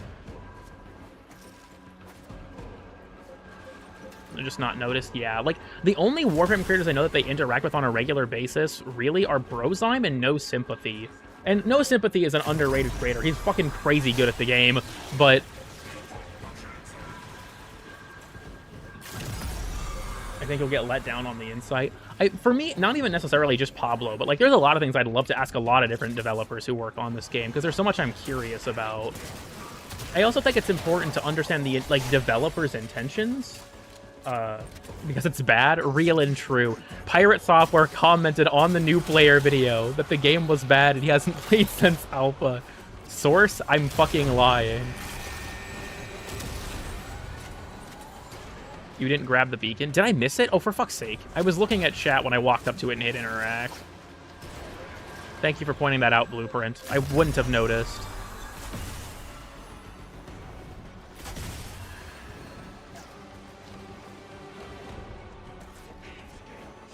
Incompetent? That should be obvious. Have you watched my streams before? That's not a new issue. You should prime yourself now, deadass. This game sucks now. True. Thoughts on Lavos Prime? I already really liked Lavos. I don't like the way Lavos Prime looks, personally, but, I mean, it's just a Lavos, but a little bit better. I fuck with that. Didn't let you grab it? What the fuck? Nightmare. I'm doing very poorly. This game mode's very easy to play efficiently if you're, like, smart. Ascension's a great game mode, honestly. It really rewards, like, active player engagement by letting you be really fast if you're really proactive. Problem is, I'm not being very proactive, so I'm not going very fast. It's Lavo, not Lavos. As someone who likes to play Lavos, this meme is going to just cause me to, like, age 30 fucking years. Meant to kick too clunky, and I guess that's up, you know, varies from person to person.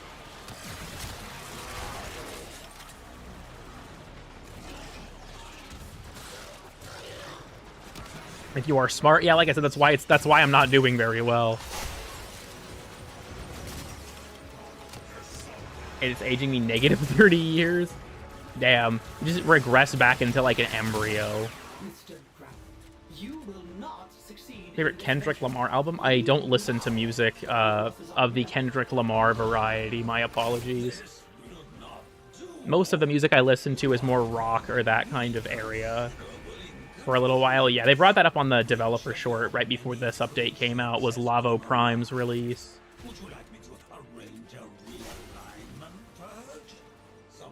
Did you watch the Super Bowl? No. I don't really give a shit about sports. I'm just glad I didn't work that day.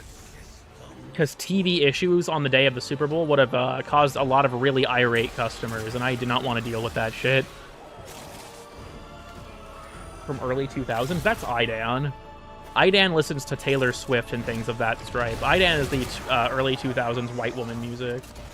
I thought it was about ads. You know, realistically at this point. What do? Please help. So you see, now your base, now you have a really large basement because you have a big cave in your basement. So now that is your basement. You have to colonize it. That reminds me of the modded Minecraft. I think I've talked about this before. I was doing a modded Minecraft server with some friends, and Rosie was part of it. She didn't play that much, but she just decided she was going to make her house in the floor of my house.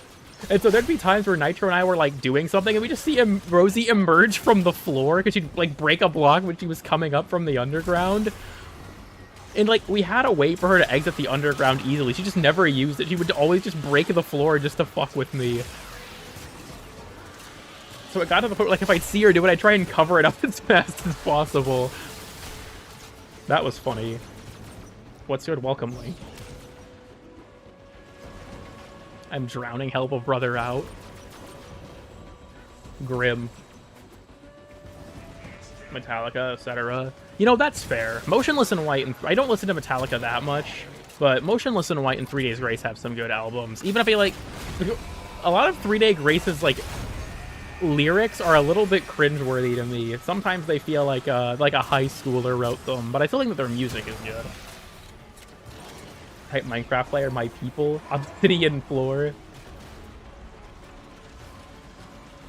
Why can't I get 7 void traces? Yeah, like Prime Resurgence and Aya, I think, did great because you could pick what relics you wanted, but trying to get brand new relics is really annoying. Yeah, deadass. Chaos Theory, deadass. Is Snake Prime as good as you hoped? I think so, yeah. Have you ever listened to the Warframe OST? Yeah, I've listened to pretty much all official releases of it.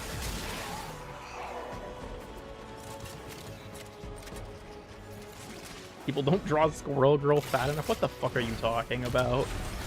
I've got a joke for you? Shoot, I guess. Next to the smelter? Yeah, that was pretty much it. You just be hanging out, and then Rosie would just emerge from the floor, and it was like, oh, when did you get there? There's my cheeky sweetie. After random gameplay, you can... Oh my god! Oh, she spawned the Lavos, and he instantly toxic procced me with Ophidian Bite. Oh, you fucking rat, dude. You fucking rat. Oh, that's so grim, dude. I got fucking... Dude, that was a true combo. That was a true... I can't even be mad about that. He just did it to my dog! You fucking rat, dude. Get out of here, bitch.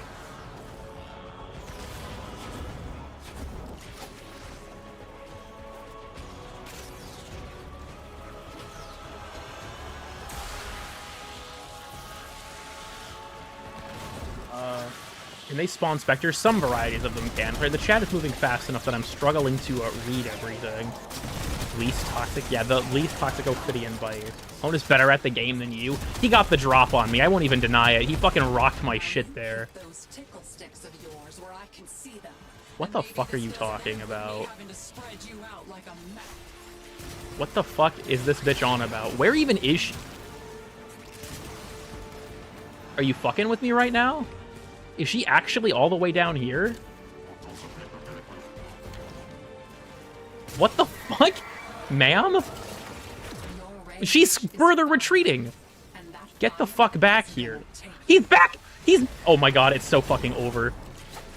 9-second toxin proc because he inherits my mods, dude. 9 seconds.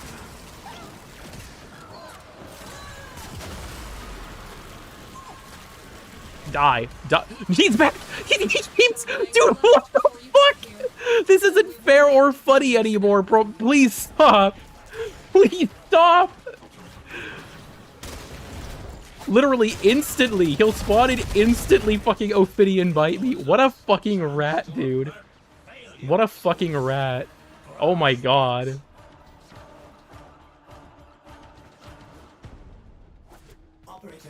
Yeah, I know that it's gonna die. I'm not up there to fucking defend it. I had to fucking cross state lines to find and kill that bitch. They inherit mods? Yes, they do. That's why he was also corrosive procking me, because I have on Archon continuity.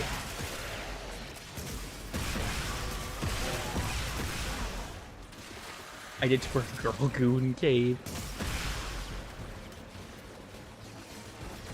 Picked up the drops? Yeah, I did. My beloved unidentified item. Why is the timer not showing up anywhere?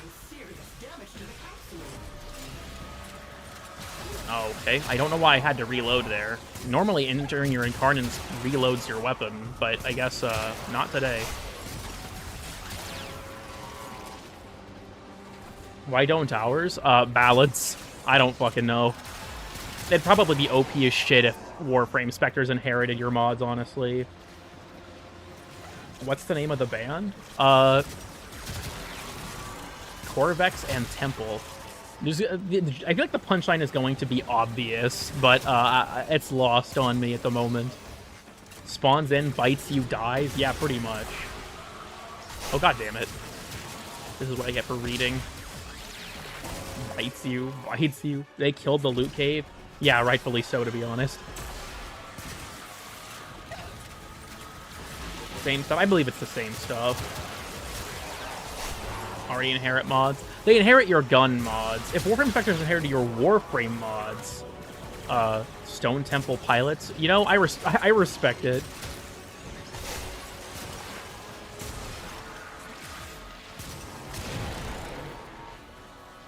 Crashed my game last year. Grim. I can do calculus. Real and true. Yeah, I'm glad that the loot cave is gone. This is gonna sound like an insane take, but as I said in Sabuchi's video comments, God forbid to e-patch an exploit.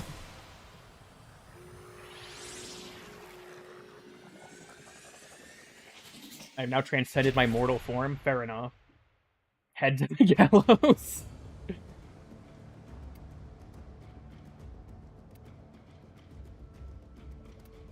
It needed patching. Yeah, like, I don't know. People thought that, like, why did they nerf the loot cave? It was finally the game's first fair grind. And, like, people were walking out of this mission with 20 million credits for half an hour of content. Like, the loot cave deserved to be patched. I'm sorry, it did. Survival on Mont or survival against the Murmur? My wife, please. Oh, for fuck's sake. You watch anime? No, I do not. I've watched a couple, but not, like, frequently. Also, yes, there was a loot cave. The Bratton Prime I have is non-incarnate. Oh, non-incarnate Bratton Prime is in a much tougher spot, to be honest with you. It's not a bad weapon, necessarily, but it's not nearly as good.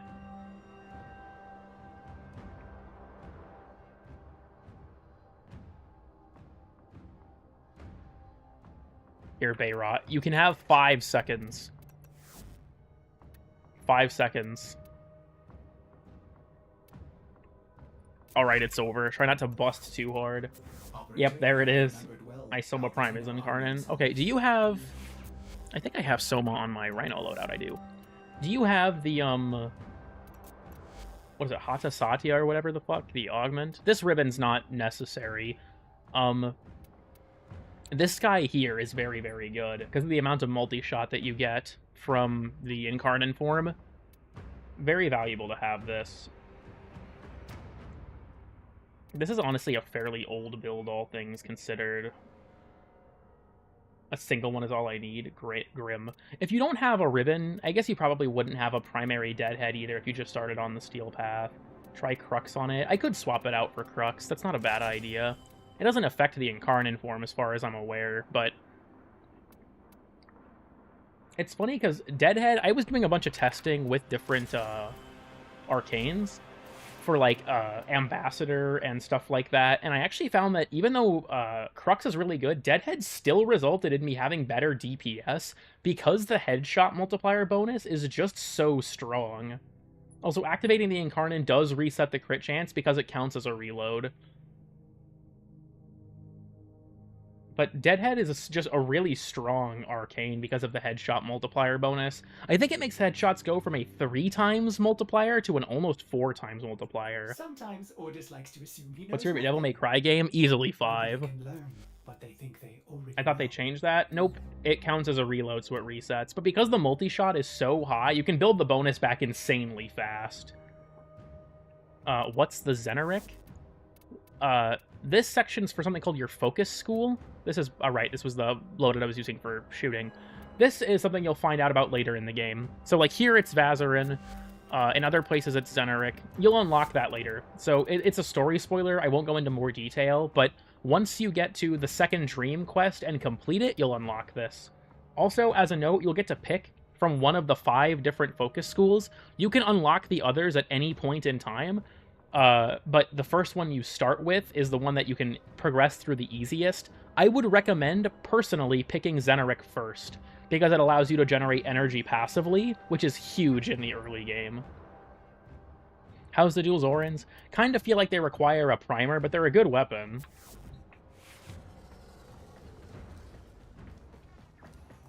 Are you a V hater or V apologist? I don't really like V's gameplay that much, because the damage I start with is so low even when I mod for specific factions. I would say shards are not required, personally. I did Steel Path back when it first came out, even before galvanized mods, so it wasn't something that was needed in that environment.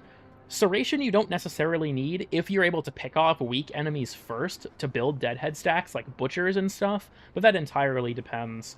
The main thing with modding in Warframe, generally... do I have a... Here. The main thing with modding in Warframe generally... This is an Incarnate Braden, but it'll do. Do I have anything that's not... Okay, yeah, this one. I have a bunch of stuff that I was using for, like, footage.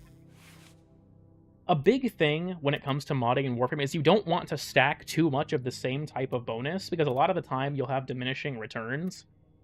So, like, if you're going to use, like, Serration, for example, it's best to not use something like Heavy Caliber, because there's diminishing returns when you stack the same type of buff.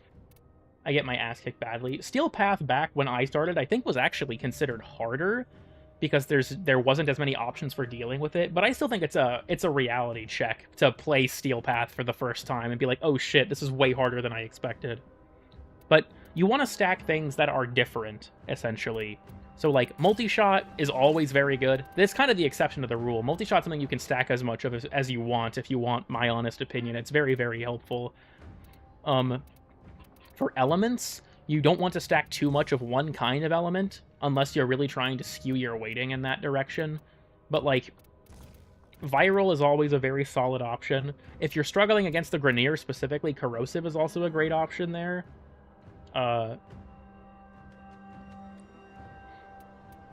But another big thing against armor is weapons that are good for Slash, but also Grim. I'm sorry for you, Phoenix.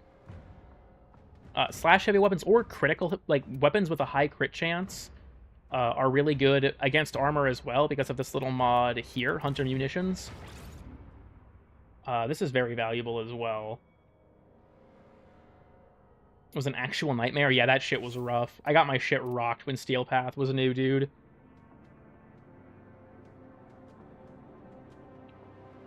My munitions be hunting. Welcome, Avery. But, like, I wish I had a normal Bratton Prime. I'm gonna try and go into this in the thought process of how would I do this if I didn't have the Incarnate adapter. The crit chance on it is, what, 10%? It's workable on a full auto weapon, but not amazing. I'd probably...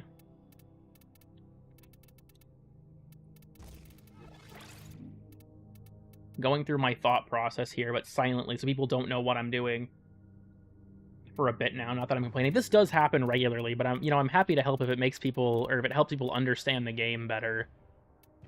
I feel like for a... Here it is.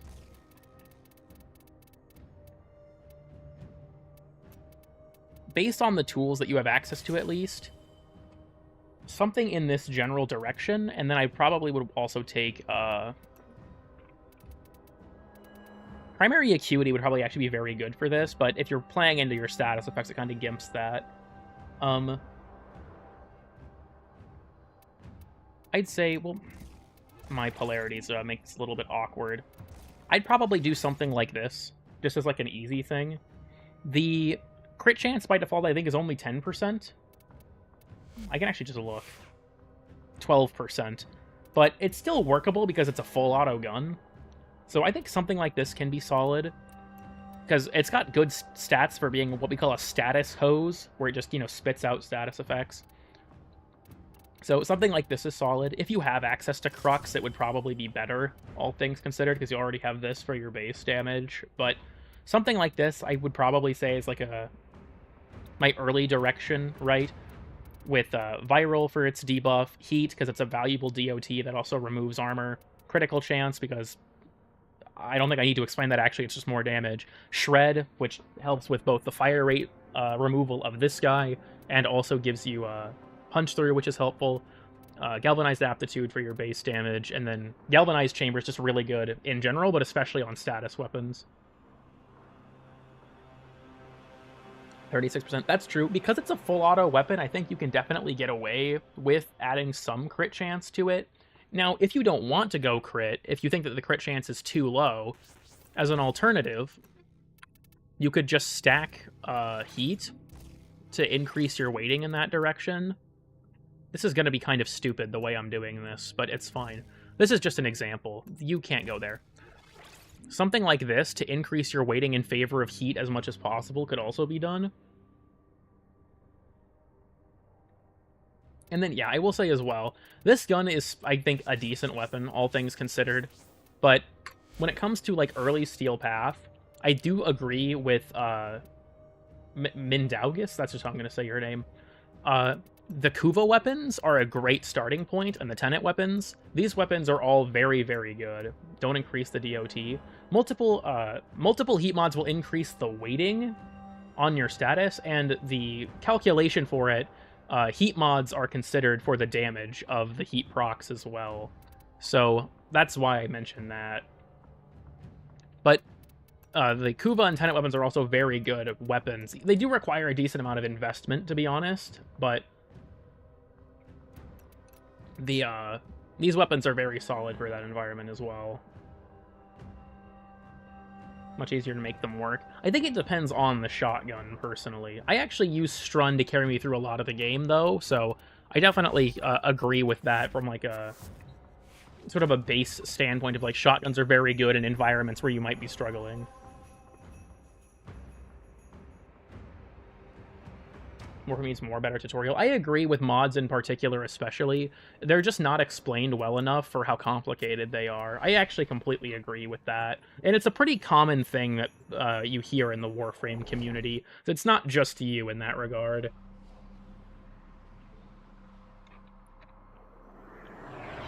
Are poly with Lavo? What the fuck? What do you mean by that? You must provide cover for a lone Tenno Dramatic? operative. Yeah. If you get access to galvanized, what is it?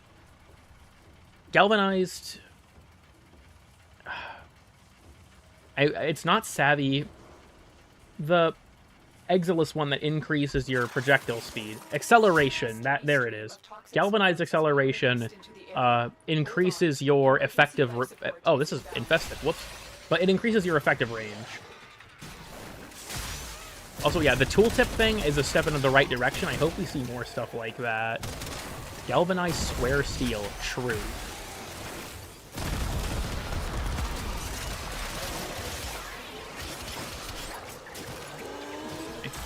Oh, right. I have to be wary of the Jade Lights. Galvanized square steel. You know, this can be our certified lurker moment. If you've just been hanging out, you haven't been typing in chat much, go ahead and just hit me with a galvanized square steel. Just so I know that you're alive and that you're okay. You could just hit me with a galvanized square steel. Really, you could do any galvanized mod if you want, but the square steel is just, you know, it's easier to gauge, right? There, yeah, thank you all for participating in this certified lurker moment. Happy to have you all.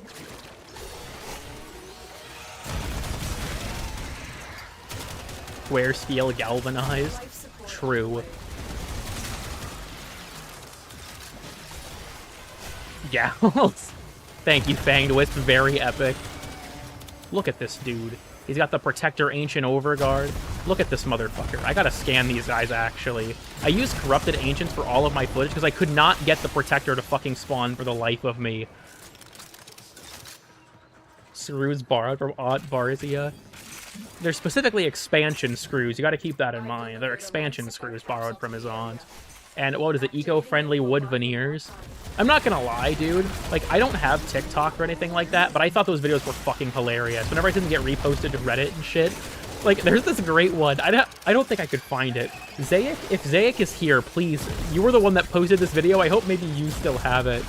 But there's this fucking hilarious video where it's like, you know what the intro some of those videos where it's like the 1 square meter apartment and like Little John will walk out the door and then fall. It was like that, but Little John fucking died, and the narrators were like, what the fuck? Little John just fucking killed himself. God, that video was so fucking funny.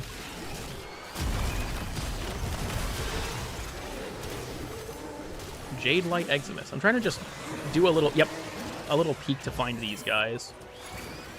Peek through the old camera. I use TikTok too much. I'm not personally a huge fan of it, but some of the stuff that comes from it that just gets, like, through osmosis, ends up on platforms I do use, like Reddit and YouTube. Some of that shit's pretty fucking funny, I'm not gonna lie. Have I scanned you already? No.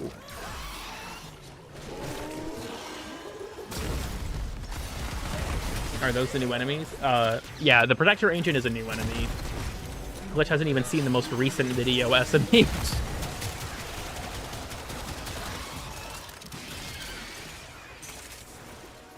Get one of the things explode to get relic. Another life support capsule. What is that one Lua mission? The ultimate curator. That's true.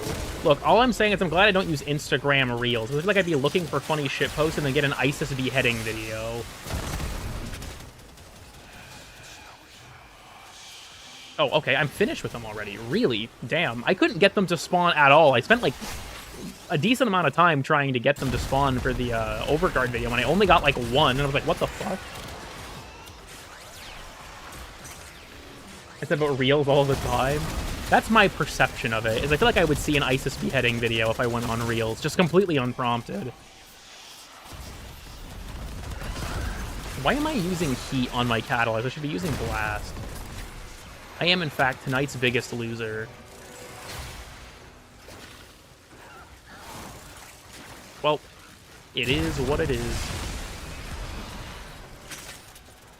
On Dante. I haven't tried it on Dante. I have used it on Titania, and it's a lot of fun there. I have it on one of my Lavos builds, too, actually. Because it helps with getting your cooldown back. And then a girl with nearly no clothing on. You know, that sounds about right. Eco-friendly wood grenier? Hell yeah. Sorry, I'm struggling to read the chat at the moment. There's just so much happening on my screen, right? So I'm sorry, if I miss an important question or something, feel free to ask it after this mission is over. And the about vaporizing aliens. Fair enough. When Limbus Company? I don't know. Honestly, there's no plans for me to play it at this time. I'll just be honest with you. Idan's server has tried to gaslight me into playing it so fucking hard, you have no idea. Raven companions? I think that a bird companion would be sick. I hope that they add that. Is that, yeah, unique status effects from abilities will increase your efficiency and strength.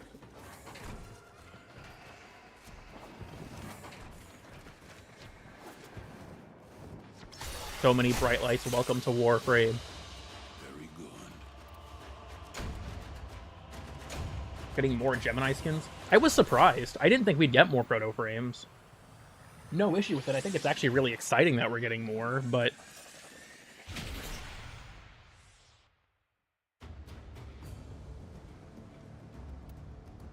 hey, Carrot. Yeah, deadass. Why is Soccer out here fighting us instead of paying child support? Deadbeat fucking father. Damn, I'm sorry I said that DE doesn't understand, or DE still doesn't understand Overguard. The most recent video was actually performing much better than I expected, which is a nice thing to see. It is by and away the best performing video in this time period by about 4,000 views.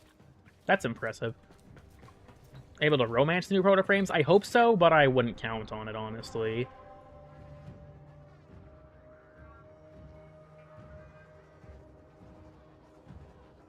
Yeah, I see so much Limbus Company posting an Idan server that it's I don't know, I've seen it all.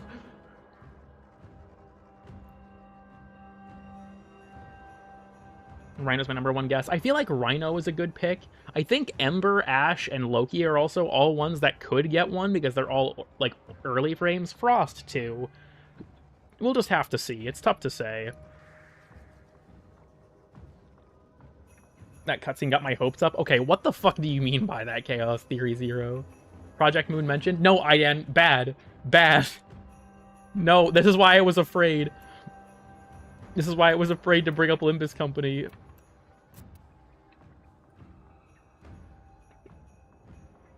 I want an Excalibur rework. I'm surprised we haven't gotten at least another balance pass on him.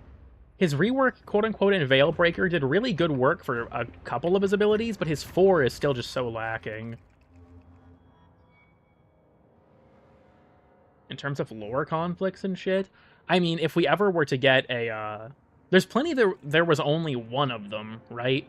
So, like, if we got, like, a proto-frame, like, I don't know, Revenant, that wouldn't make any sense. Reminds the operator to take Is an actual ability now. I think it was more that it actually deals damage. It was always decent for mobility, but implying nothing was in your way to catch it and, you know, fuck you over. Where is the Belly of the Beast relay again? It's Mercury, isn't it?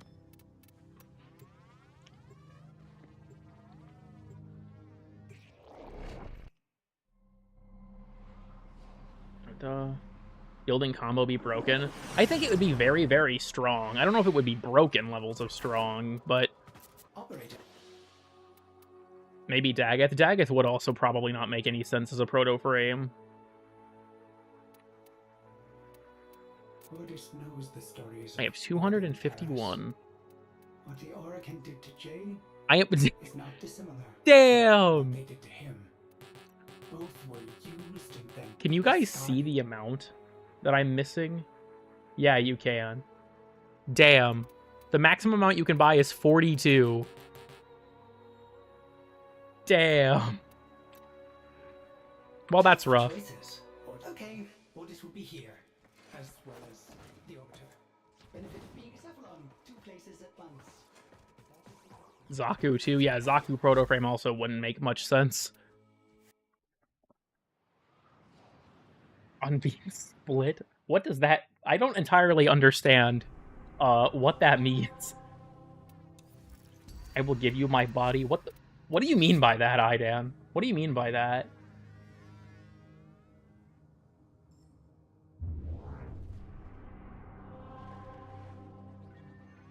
Zaku proto frame when? I think that you could probably make some lore discussion about how Zaku exists. It's just a matter of the devs didn't bother.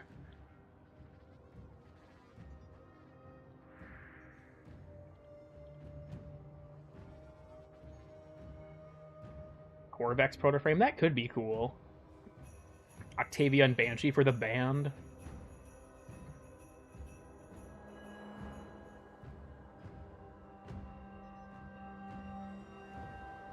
I don't know if it'd be handled well. I also feel like in a game like this, or like the player base would probably just not gel with it very well either, honestly.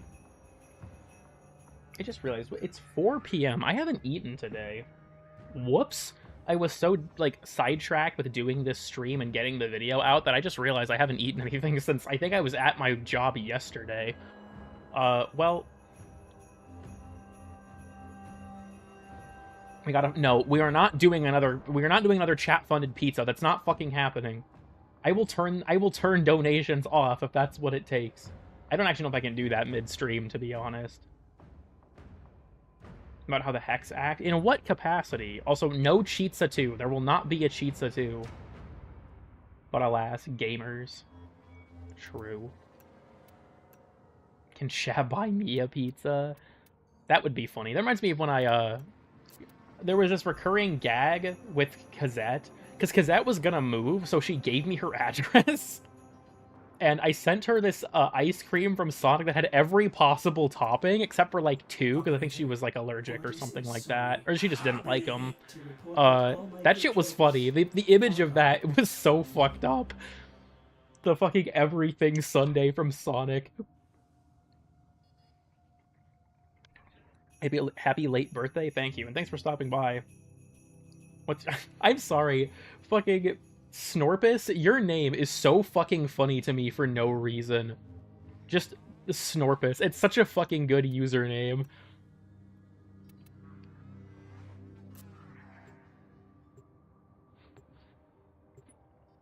Give us your address to the internet. Or give your address to the internet. Real and true. Should be more stream tangent highlight videos. So fun thing about that, actually, Mr. John Memewave.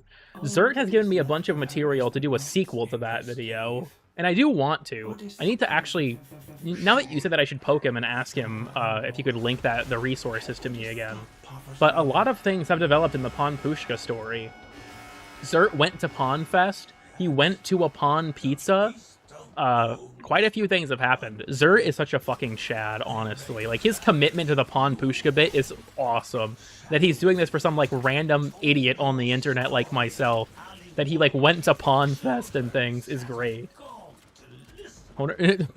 Nitro, shut the fuck up. Do not type that in my chat. Do not speak those words. The word poner is so fucking funny, though. I'm sorry. That shit is hilarious. Think Valkyrie Proto will wear cat ears? Probably. Order a pizza now? How much is this in real money? Thank you for the 60 shekels idea. I'm sorry.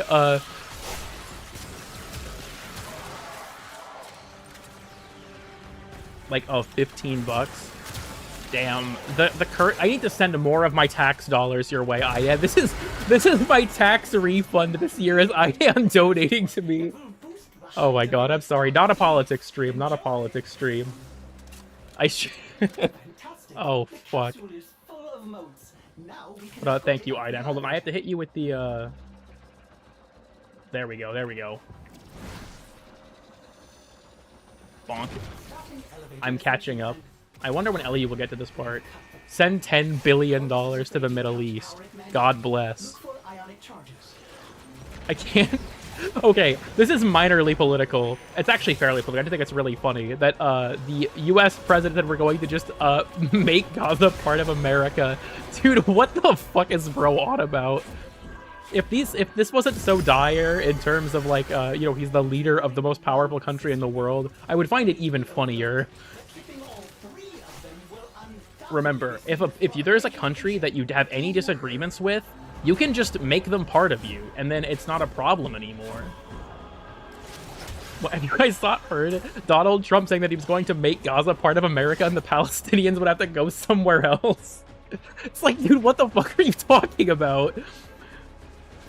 Also, we're going to make Greenland part of the US, and we're going to rename it to Red, White, and Blue Land. This was also actually unironically suggested by a senator. We are going to rename Greenland to Red, White, and Blue Land. I'm not making this up. We already have the Gulf of America, dude. Oh my god. If you dislike a region, you can just take it. Yeah, just make it part of your country. Then it's not a problem. It's so unserious. Yeah, honestly. Red, White, and Blue Land, baby. Let's fucking go. I've never heard of that. All I'm going to say is Philip DeFranco occasionally appears on my feed, and I learn interesting things about the government. I have a base in No Man's Sky. Yeah, if only. About how you can't just do this. That's true, actually.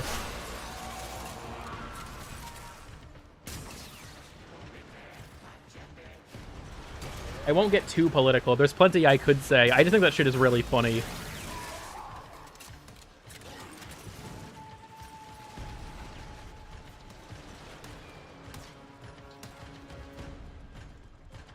Royal Blueland type name. Okay, I will say, when it comes to the conflict in the Middle East, do not ask for my opinion on that shit. I don't fucking know. I don't live there. It doesn't affect me.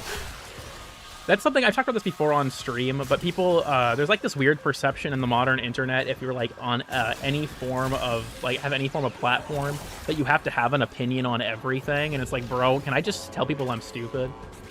I'll do you one better. Thank you for the $15.01 Nitro, but like, you know YouTube won't give me this money until next month, right?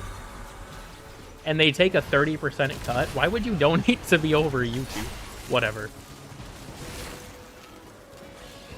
We'll hit him with that.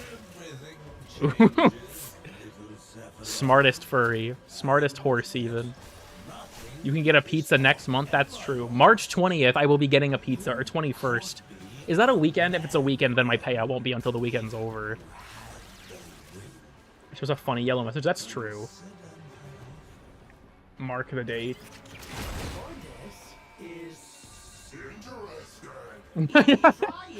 The 99 cents from Stormus. I'm not even worth a whole dollar. That goes fucking crazy. That actually goes fucking crazy. I rounded it down. Damn. One-upped again. I'm not even worth a whole dollar. March 21st is a Friday. Okay, the YouTube payout should be on that day then. Not even worth a whole dollar. A Tomos abuser. I like it. That's all I'm saying. Well, I can start using Cedo if you want.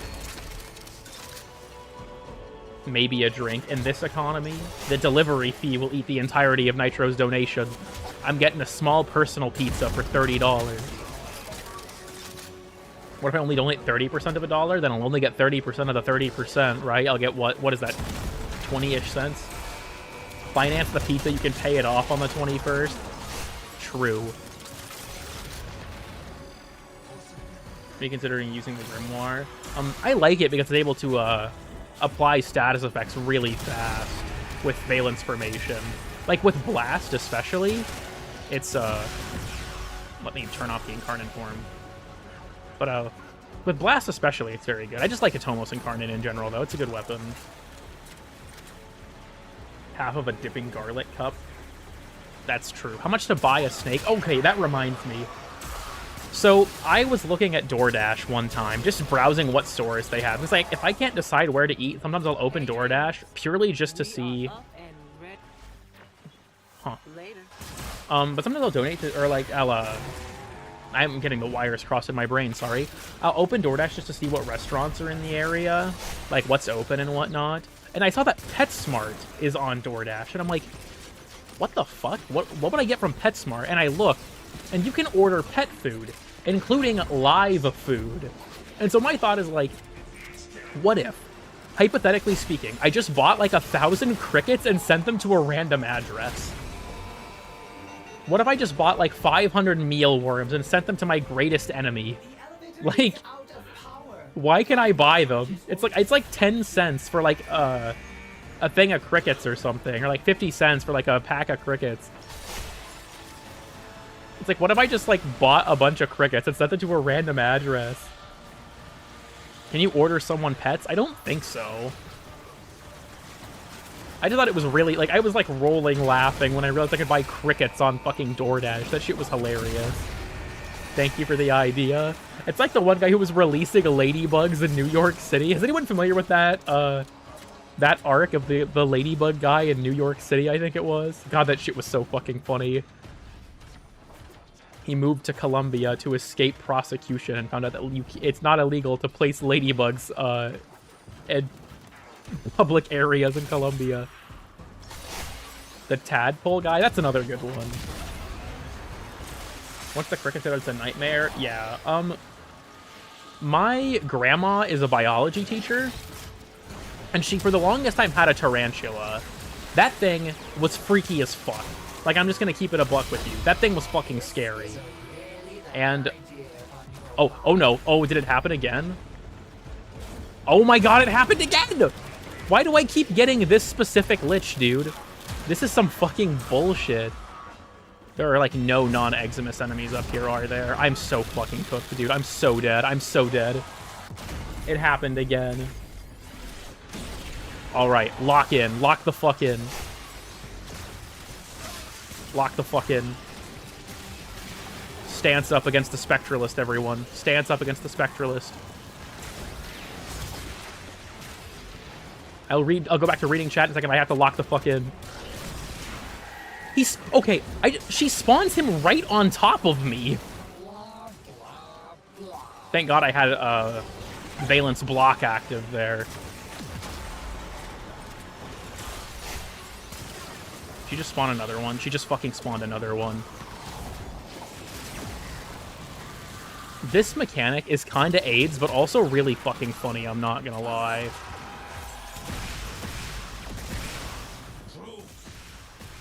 Okay, how the wild tarantula for there are chill. Yeah, it's like, it's a big spider, though, is the thing, right? Like, he hated animals? What the fuck? That's a little, interesting, choice of career. But, it just progenitor based on your frame choice? I don't think it is in this mission. I think it's just random.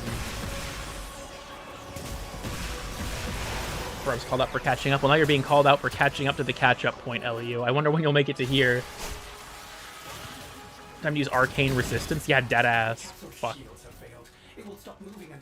But my grandma had a big-ass tarantula, and she would feed it crickets, and those things were so fucking loud, dude. Where my grandma lives is, in general, very loud. Like, she lives in a city with a very active train station. So, like, if we'd stay the night growing up, you would just hear trains all fucking night in the distance. Every copy of Warframe is personalized. The tarantula... No, the crickets were loud, not the tarantula. The tarantula didn't sound like anything. He just kind of hung out. She also had a hedgehog.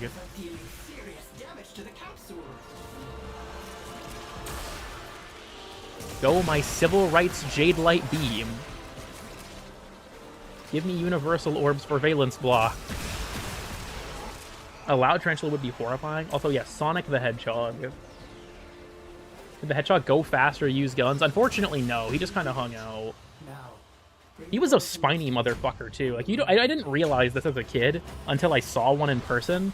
But, hedgehogs are fucking... They're spiny. You cannot touch those bitches. They will harm you.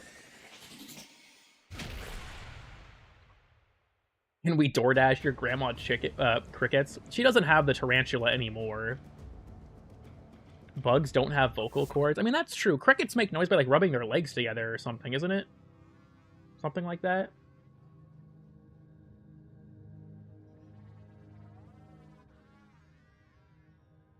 I'm sorry, I'm getting distracted. People were sending me DMs. Anyhow. Legs against part of their wings? Okay, yeah. Also, this is Lavos Prime, indeed. Snake Prime. Rubbing their Zorins together. Can we DoorDash Cool Kid? Where would you send me, exactly? How would that work? I've heard a cockroach scream before. In your deepest nightmares. Did you get the accessory pack? Yeah, but I'm kind of whatever about them, honestly. Brazil? Oh, there it is. At least you're not sending me to Italy, to where Blueprint is.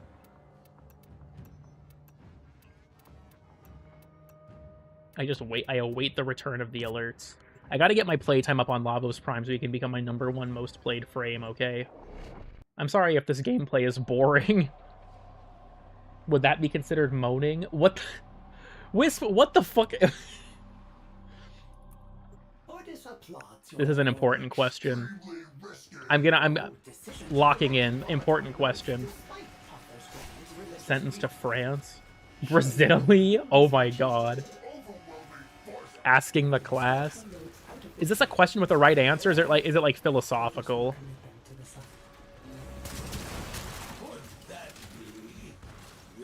Okay, that reminds me of something. Has anyone here seen that one image where it's just like a Snapchat screenshot that's just captioned "what the fuck"? And it's a person in class taking a picture of the teacher's whiteboard, and the whiteboard says, "Question of the day, would you pick cotton for $200 an hour?" The balls on that teacher to fucking put that as their question of the day, dude. I think it also said Happy Black History Month on it, too. It's like, what the fuck, dog?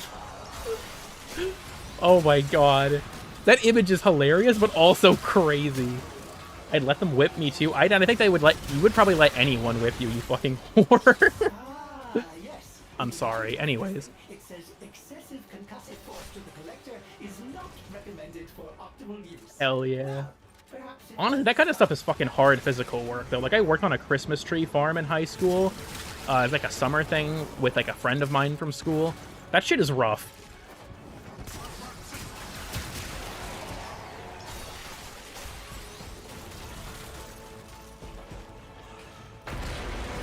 When I see my alarm for 3 a.m. is on in an hour or something. I know what you're talking about, but I'm not sure the specifics, I guess. She's just like touching fiberglass? Fair enough. Let's pick it very slowly and get a free $200. Real and true. You gotta optimize. What it's like working an hourly wage. You gotta optimize. Did I hear a sister beacon in here? I don't think so.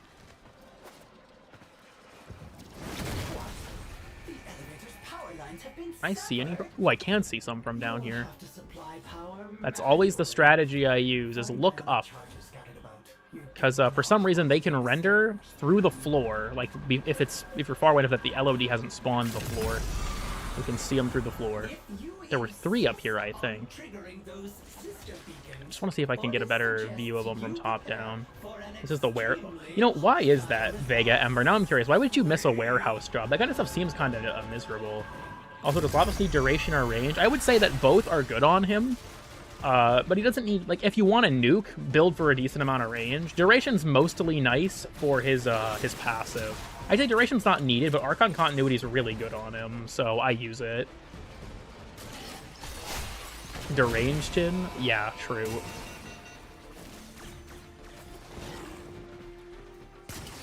Listen to so many podcasts and audiobooks. You know, fair enough. That makes sense. Catch-up recursion point number 2. All right, this is now catch-up recursion point number 3. The elevator has stopped. We keep expanding. Ionic charges. Duration affects his passive. Not Valence Block. It doesn't affect how long you're immune to status. It affects the passive of his status duration increase. Lavos has multiple passives, and one of them is that status duration scales with his ability duration. An ammo manufacturing factory. My mom actually worked at a factory making parts for the government weapons, but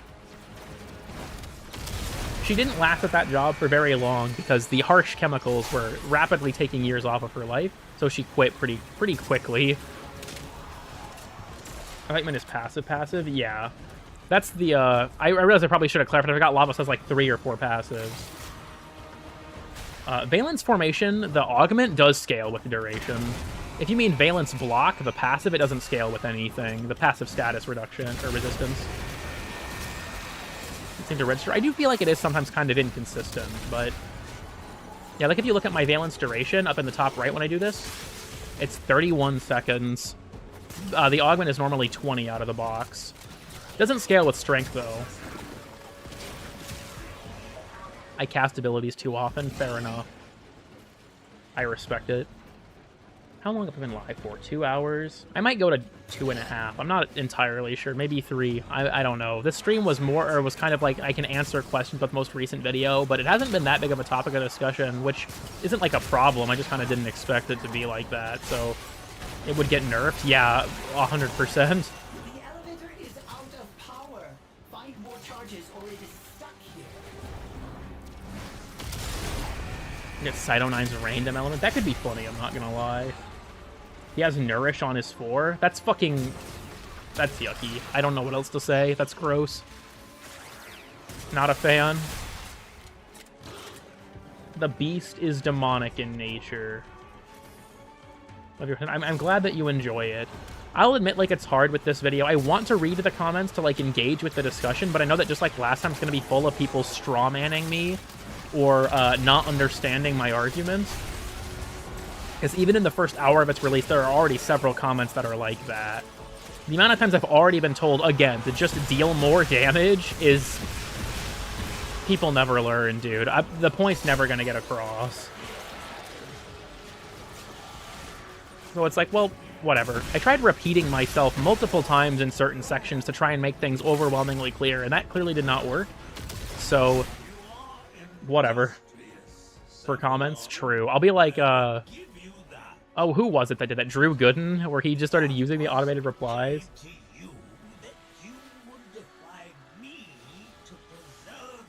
That there's bucket and wet slop grins.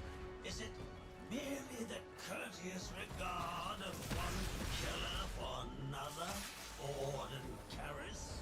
They're being ignorant on purpose. I think that some people just genuinely are so set in their ways, I guess, that they don't... Like, here's how I see it personally. And this isn't to, like, discredit my critics on a like, a shallow level. This is genuinely just what I think for some of the people, at least. Because people levy good criticisms against my videos pretty often.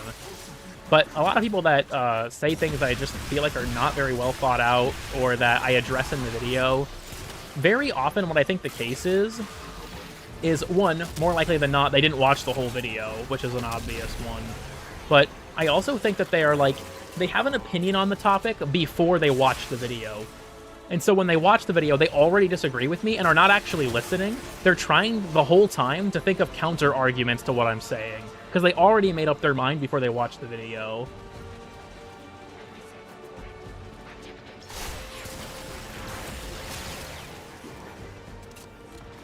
Action point number 4. You are rapidly approaching, goddamn. But there's also, like, the issue of a lot of things that people are criticizing me for in the sequel video were actually brought up in the first one, and I kind of expected this. There are points I address in the first video. Like, someone left a comment that said, God forbid anything be challenging in Warframe, and on the topic of, like, me wanting there to be less Overguard. And, like, in the first video, I talk about that. Overguard doesn't make the game more challenging by being an interesting or fun mechanic. It just takes options from the player, and the game is still not hard. But there's stuff like that where people will leave comments to that effect where I talked about them in the first video, but they didn't watch it, and that's fair. But another one is someone saying that, like,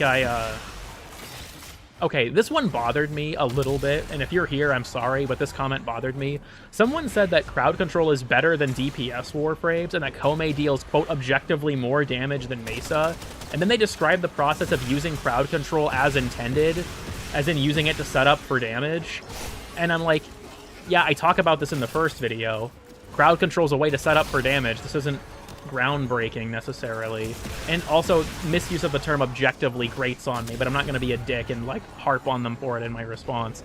But they were like, they told me that I saw damage and crowd control as these two things that are like opposites, and they're not, and I'm aware of that and bring that up in the first video. Crowd control is to set up for damage, it's not a substitute or replacement for it. I mentioned this in the first video. The person claimed to have seen the first video, so you'd think they would know that, but it's like, here's the thing. Overguard isn't challenging. It really just reinforces the best solution that already is in the game. Just kill everything. It's just pushing people to use damage more and more. That's my concern with it, but I don't know. There are people who will disagree with me and make arguments that are actually good, and then there are people that will disagree with me and put words in my mouth. Okay, is it based on the frame you play? That was another Spectralist, wasn't it? Maybe I'm wrong. Maybe it's not random. I thought it was from what I had read on the wiki, but maybe I'm wrong. Maybe I'm bullshitting. He's here, he's here, he's here. Oh, thank God I had Valence block, dude. Fuck you. Get out. Is the Spectralist still alive? He is. Kill. Instantly. Not the horribly racist part. Dude, sometimes I wanna get petty. Like, I'm not gonna lie, that's part of why, like, after, like, I'm already debating, like, should I even go look at the comments again? Because I worry that, like, this is gonna sound really stupid, and you're allowed to make fun of me for this, I don't give a fuck. The new player video, like, kind of broke my relationship with my community in a lot of ways. Because the comments on that were so toxic and so just generally mean that it's just, I get anxious when I look at them now. Because I don't want to experience that kind of thing again. And, like, I want to engage with people that are trying to make good, earnest discussion about things. And that's why I ask people to comment on the video. I want to hear people's opinions. I want to talk about the issue with people. I think it's fascinating, you know, getting the different perspectives. The problem is the new player video was full of so many comments that, like, outright insulted me, and people still follow me onto other videos to harass me about that video to this day.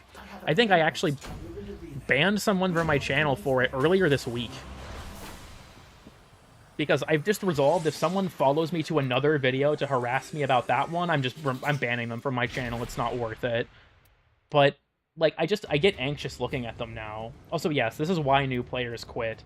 I just get anxious looking at my comments because of the fact that those were so bad. Like, I considered removing the video entirely because I just didn't want to deal with it anymore. And, like, some people have fairly criticized me for shutting down the comments. But I could not, in good conscience, let that video be a hotbed for so much negativity. I wasn't going to let it happen. It's a complicated thing, and I've talked about this video so many times on stream. What was it about? What was what about? I don't know what the it is in your sentence, to be honest, Idan.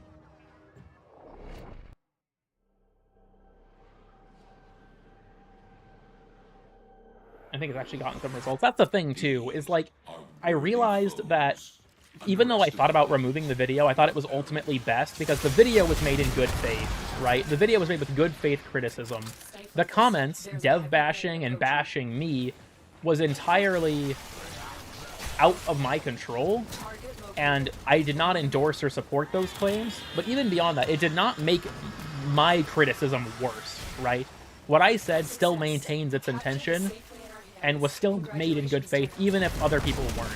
Because for those who aren't familiar, the comments, it was kind of two things. One, a shit ton of dev bashing, which I'm just not okay with.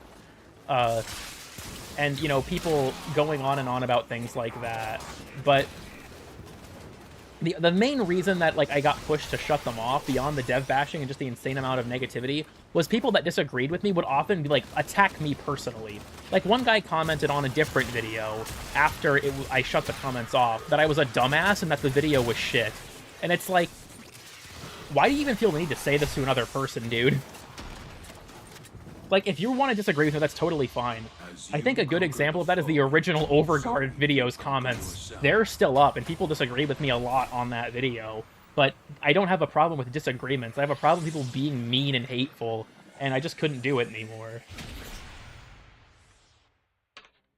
Also, why is CC being king bad?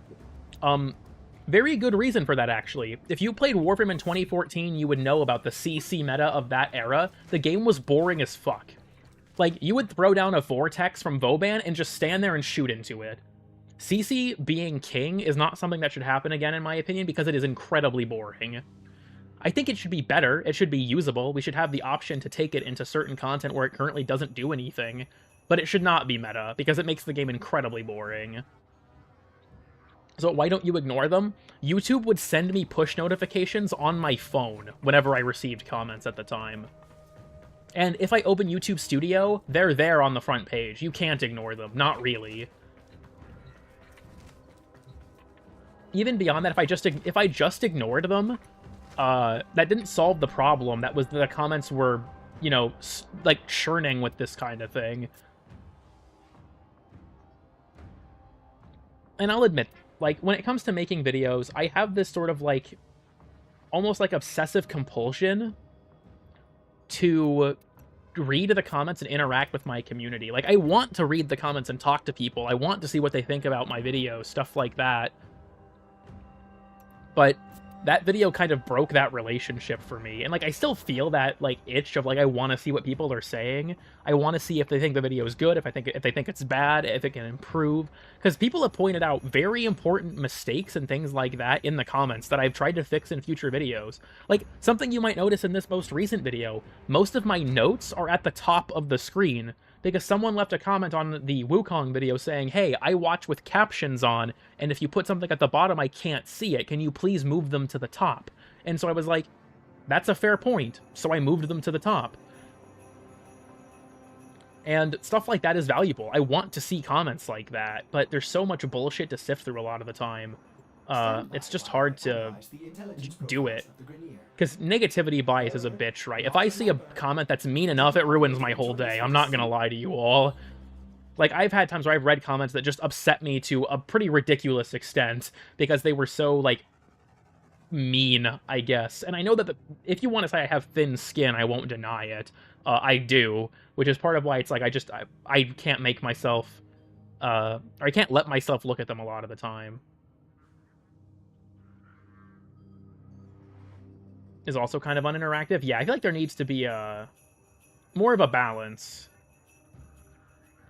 Can't you move captions? You can, but the default is at the bottom, and I don't feel like people should. It shouldn't be the onus shouldn't be on the viewer to move them. A U.S. aircraft carrier? It's like people say, under the current administration, 9/11s are now mandatory.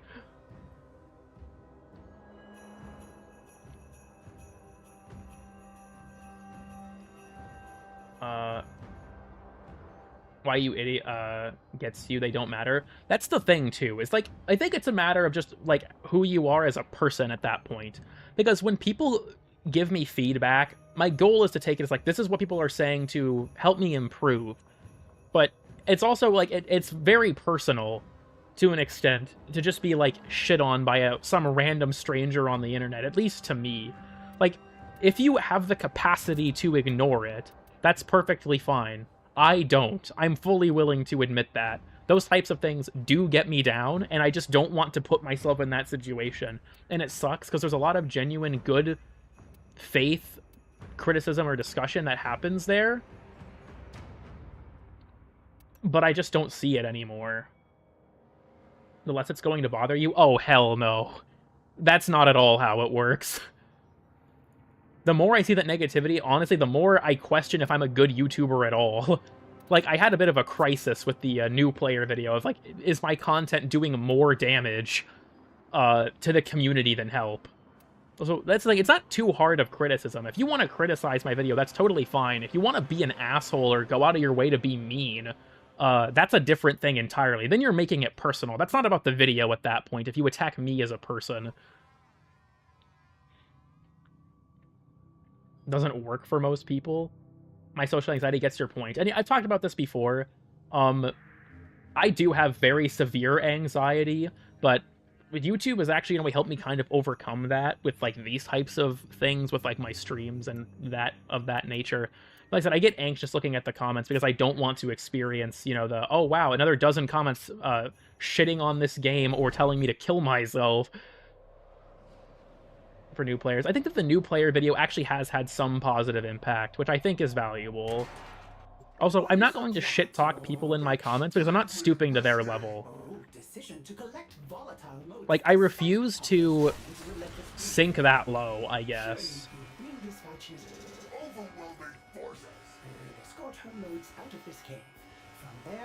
But I don't know. Like, I've thought about... I want to do a sequel to the new player video talking about the changes they've made since then. But I want to wait until TechRod Encore for that. Because they said that there's more new player experience stuff there, and they're improving it all the time. But other than that would be funny, I think. You know, I respect that. Solid take, solid take. In order to retain positive community relations, true. People will always be that way. Here's the thing, though. It's the internet. I don't interact with people on a daily basis. Like, if it was like a coworker being a shithead, then yeah, I interact with them enough that I should probably break that dynamic. On the internet, this person might watch that video and then never comment ever again. It's not like...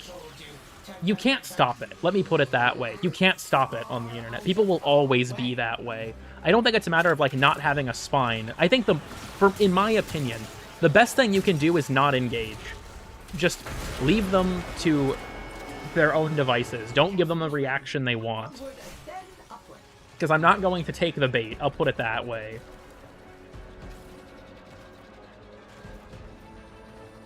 Onfluence. True. Melee onfluence.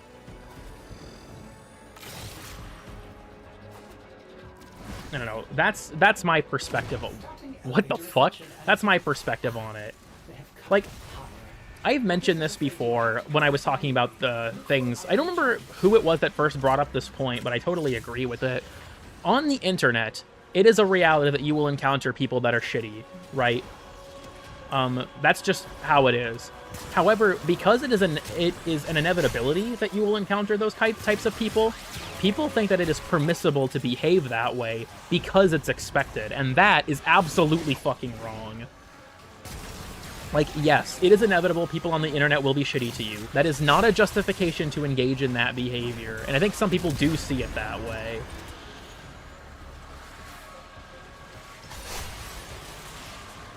Before your video, a lot of people didn't, surprisingly enough. Absolutely solvable. Yeah, that's a fair point as well, honestly. I'm fucking floundering around trying to read the chat and grab like 3 different things at once. Why should 2 to fit in? I don't really know. I don't get it personally. I think it's like, in general, people have a capacity to be more negative than is normally socially acceptable, I guess. And on the internet, negativity is more acceptable than in person. I think it's kind of like almost like an internet culture thing, honestly. Like, I don't know. That's just how things are, so people partake in it even if it's wrong. Most of those people would not say that shit to my face. I'm almost positive of that much. But because it's the internet and they can hide behind anonymity, then it's fine. To them, at least, in their own mind. And, you know, that's just how the internet's always been. Nobody will talk to them IRL. You know, real and true.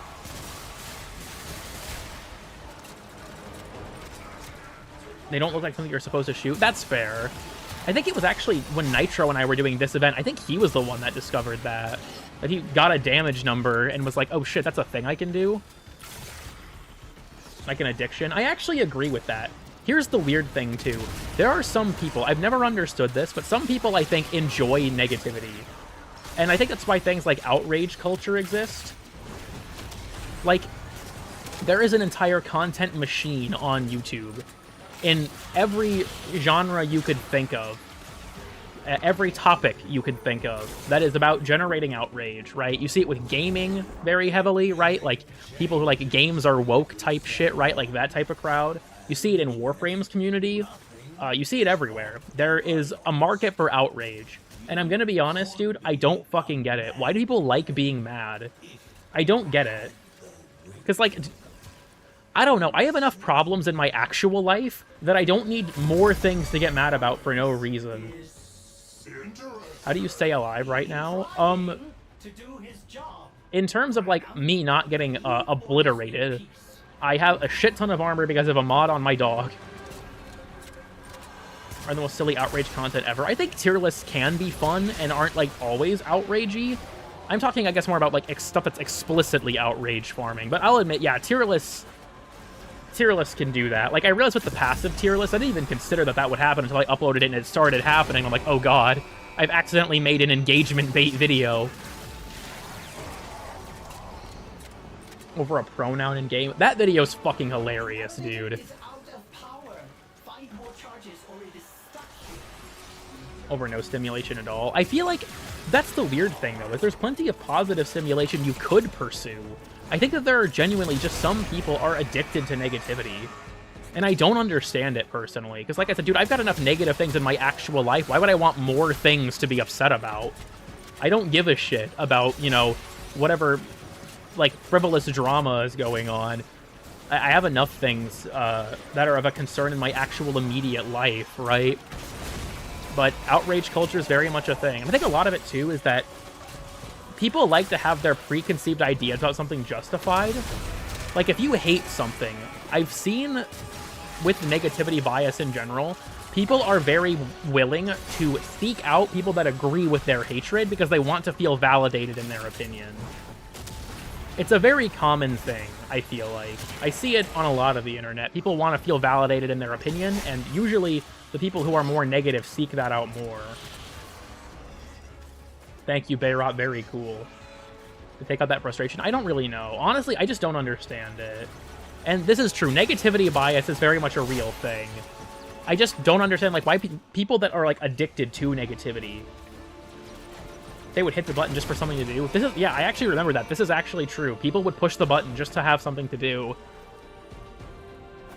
Psychology is one of those fucked up fields of science. We've discovered crazy shit about people. Find more ionic charges. That's where outrage spawned for Warframe. There's always been an outrage mob in Warframe, even before then, like Beavergate and stuff like that.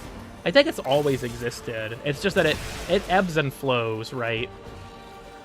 People need something that they can all universally get behind complaining about.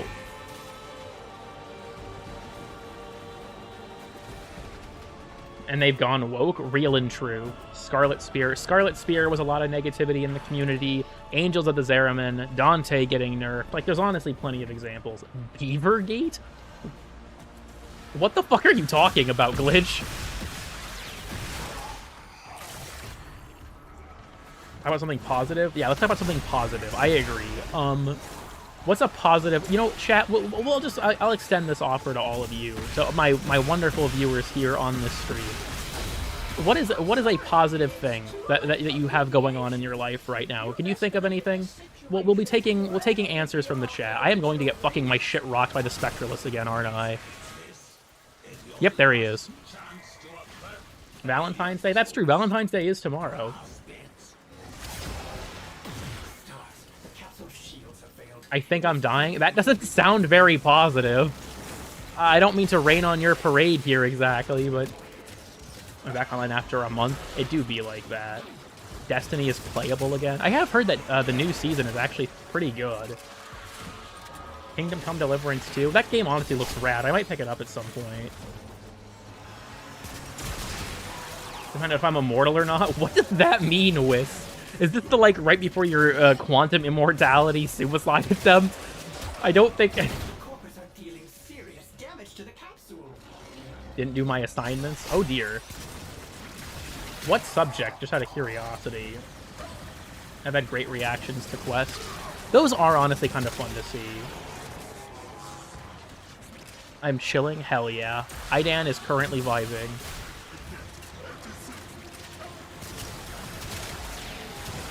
A Tomos moment. This is going to be my most used secondary again. I'm sorry, I'm no better than a new core user for using this fucking thing. I won't deny it. This thing is fucking broken levels of good.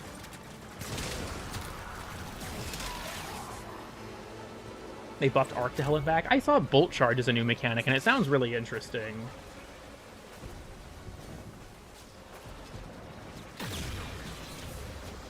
Are you fucking with me right now? I was reading chat because I thought I was close enough that I didn't have to worry anymore.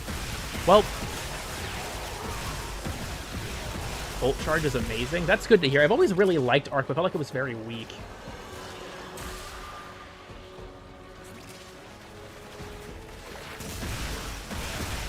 Is Chaos Reach good again? Honestly, good question. I don't feel like it's been in the meta since, like, when I started playing in, like, Season 7. I have my chronic Umbra addiction. I absolutely adore Lavos. He's very different, but I think he's very fun. You are still a weirdo, so you're speaking a sack of shit. Thank you, Bayrot. Very cool. I'll report you using a VPN to your government, you motherfucker.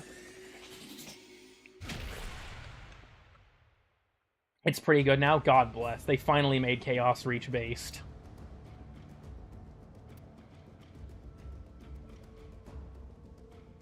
I don't know if I'll reinstall Destiny, because I'm very off on with that game, and it's also like 140 fucking gigabytes. And I don't really want to take up that much space on my SSD, but with Zephyr, I'm familiar with the strategy, like, vaguely, but I don't know, I want to play Lavos, basically. 7% super per Ionic Trace. I always thought it was weird that Geomag was so bad about that. Like, before that buff, it was really not that much. It was like, what, 2 or 3%? But I've heard that, yeah, it's very, very good now. God bless. Arc Warlock is now meta. I felt like with Warlock, like, all of their subclasses were super good except for, like, Arc and Stasis were both kind of weak. Arc was pretty bad. Stasis was just kind of whatever to me. Like, it had one strategy that people really cared about to me, which was Bleak Watcher, and that got given to Prismatic. But I saw that Frost Armor got buffed to 50%, which is honestly really hype. Because it was originally 38%, I think, which made it worse than Woven Mail, and I was like, damn, why does this mechanic exist?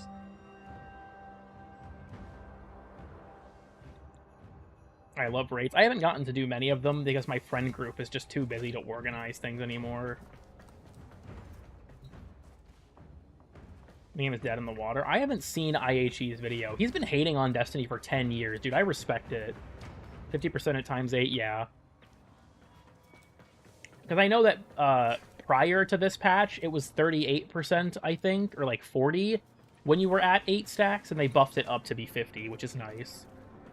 Gyre's abilities are proccing it? Yeah, that's probably not intentional. Instead of the Orbiter? Because I have, you know, so many years of investment in my Orbiter, right? This is just what I'm comfortable with. It's what I'm used to. I've been using this place for a long time. See you later and have a nice stream. Thank you for stopping by, Bayrot. Good luck. You need to have fate dreams more often. From the 60s? I agree, Glitch.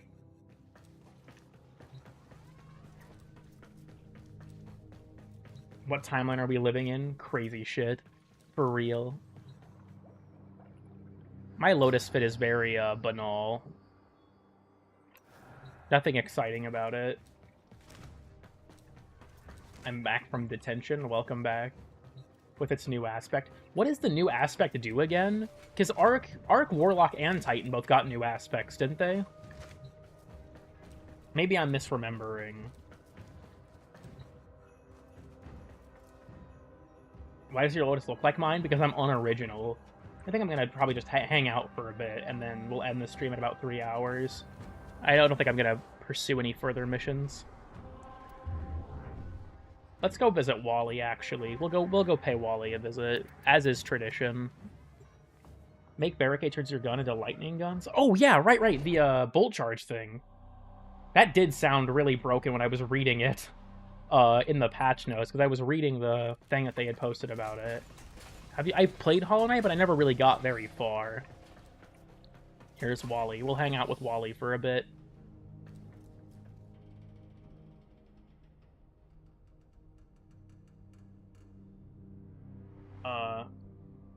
Stacks with each barricade? Damn. How do I obtain Wally? He's just a display with one of the Biz memory fragment artworks on him. I don't want its hands on me again. You know, fair enough. D2 has things about it that are fun and things about it that make me want to blow my head off. I played quite a bit during the Final Shape era, but I don't know, I played the game a lot for like a month or two and then just burnt out of it again. Also, I've been part of the Soulframe tech test for a really long time now. I just haven't played it that much. It was LF though, yeah. I enjoyed the Final Shape a lot, but they just made it unequipable. That's a very common thing in Destiny 2. If they have to, like, patch something, they'll just disable it for sometimes weeks until they can actually release a fix. Killing myself? Damn. My streams don't run ads, so there's that at least. I feel Destiny calling me help. Just take a look at your remaining hard drive space. That'll probably be the #1 motivator against reinstalling it. I might give the game a try again to see what's up, because I've heard that the new season actually introduced a lot of cool changes, but I don't know. I still miss when I got into Destiny back during the Menagerie era of Season 7. So much cool shit's gone now, dude. Leviathan was an awesome raid that's gone. We no longer have Scourge of the Past. We no longer have Crown of Sorrow. Fuck that raid, though, so I don't really care. No more Eater of Worlds. No more Spire of Stars, but also fuck that raid layer. You are incapable of producing the hydraulic effort required to unstick your tongue from the roof of your mouth the following Getting increased forces you to max duration. I don't actually use that much duration on Site 09 personally. I find that I'm able to chain headshots well enough that it doesn't affect me that much. I guess it's just a matter of how you play the game, though. You can still play Ron, real and true.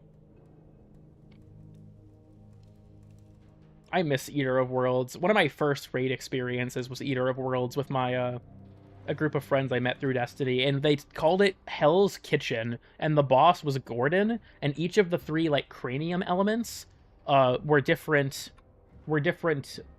like things, right? Like I think it was I think Void was Baja Blast. Or no, Arc was Baja Blast. I think we just called Solder Spicy. What the fuck was Void? I'd have to ask Dylan. It was his dumbass that came up with the gimmick. But it was fun. I miss Gordon's Kitchen.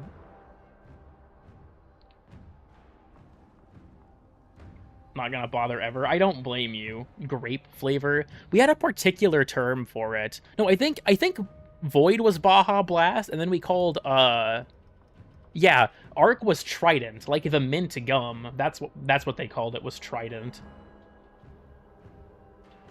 Tell them about LeBron. Oh yeah, the plot of the Destiny 2 raid.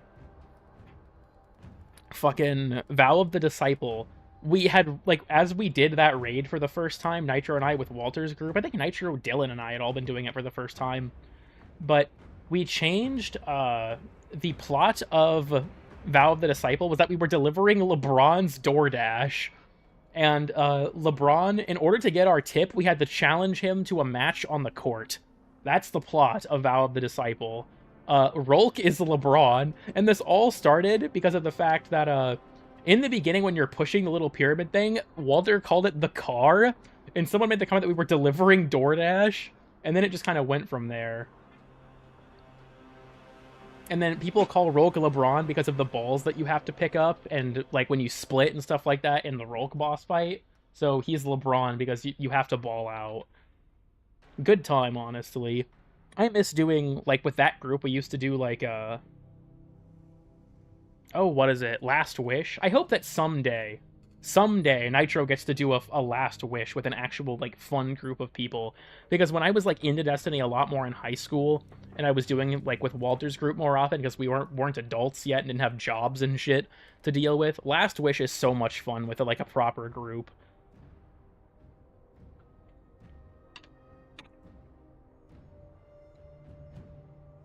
Why are people thirsting for the Rhino heirloom in the chat?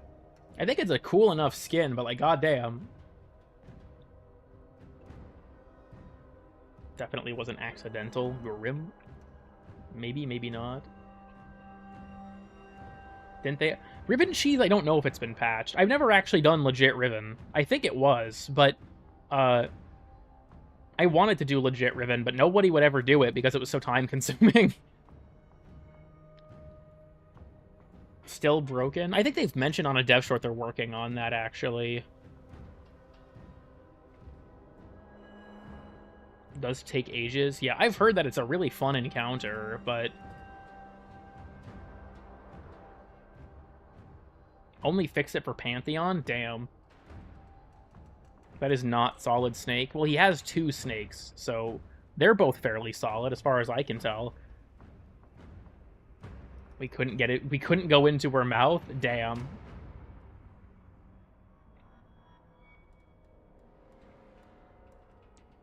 Have you done Root of Nightmares? No. I haven't done... Like, I raided a lot more in high school, primarily Last Wish and Garden of Salvation. I love Garden. That raid is fucking rad. It's got such good music, too. I am a Garden enjoyer. But, after... I think we did a lot of Vault of Glass, too, because Vault of Glass had just come out before I stopped playing the game, and we did a decent amount of Vault of Glass, but... a lot like Root of Nightmares, never done. Salvation's Edge, never done. Vow, I've done literally 1 time. Plenty of, like, more modern raids. I've never done the rework for Crota or King's Fall. Like, those things I never got around to doing. And with the fact that, like, my friend group has gotten so busy with their actual lives, I don't know if I'm ever going to get into raiding. Because raiding with an LFG group fucking sucks ass. It is not fun at all. Like... doing raids with your friends is really fun. It is the peak of the Destiny experience to me. Raids with your friends are really, really fun. When you're, like, if you all know what to do, especially, and are just fucking around between encounters and stuff. Like, in Garden, in the part where you're going up to the final boss, and you have to, like, go through the windmill, and we would all pressure people to do windmill strats and stand on the windmill, and then we'd push each other off. Like, that shit was fun. But... LFGs are not fun. They play to be efficient. Playing with your friends is much better. Though I'm sorry, Little Trouble? Probably not. But, you know, I appreciate that you're out there trying them. So yeah, they introduced a system a long time ago now that there would be a weekly, like, there's a weekly raid, a weekly dungeon, stuff like that. And those are farmable repeatedly on all your characters. Well, I believe other things, like other dungeons and stuff that aren't in the weekly rotation, still have the limitation of you can't get loot more than once per character per week. But the weekly thing, you can grind as much as you want. Because Destiny has to find ways to put FOMO into every facet of their game, I swear to fucking God, dude.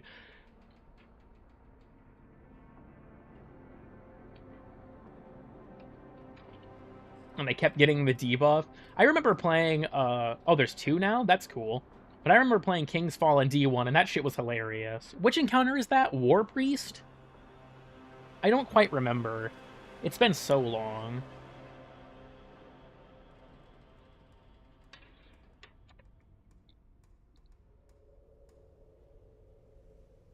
Learn how to do it, it's a plague. I feel like even just beyond that for me, though, like, a big part of what's fun with raids is messing around with your friends. And LFGs do not want to mess around. They want to get the raid done, right? That's their #1 objective.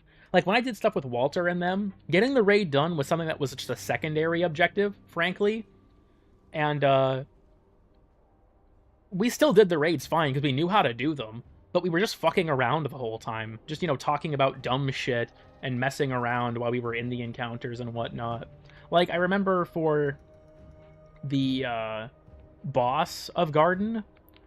for those who don't know, just to kind of explain this, you have 3 different jobs in Garden. What we would call Team 1 and Team 2, which would alternate going into portals to get a pickup. And then you have sort of your home team that stays and builds platforms because the boss periodically deletes them. And we referred to the home team as the short bus, and we would stick 2 people on it that refused to learn the encounter. So that's like, your job is to kill things. You don't have to do anything else. You rebuild platforms if you're feeling adventurous. And yes, more than once, for people who have played Destiny, they would try and tether to build a platform and accidentally fuck someone over by having them connect to the other person. But that shit was fun. Ableist cool kid before GTA 6. Real and true.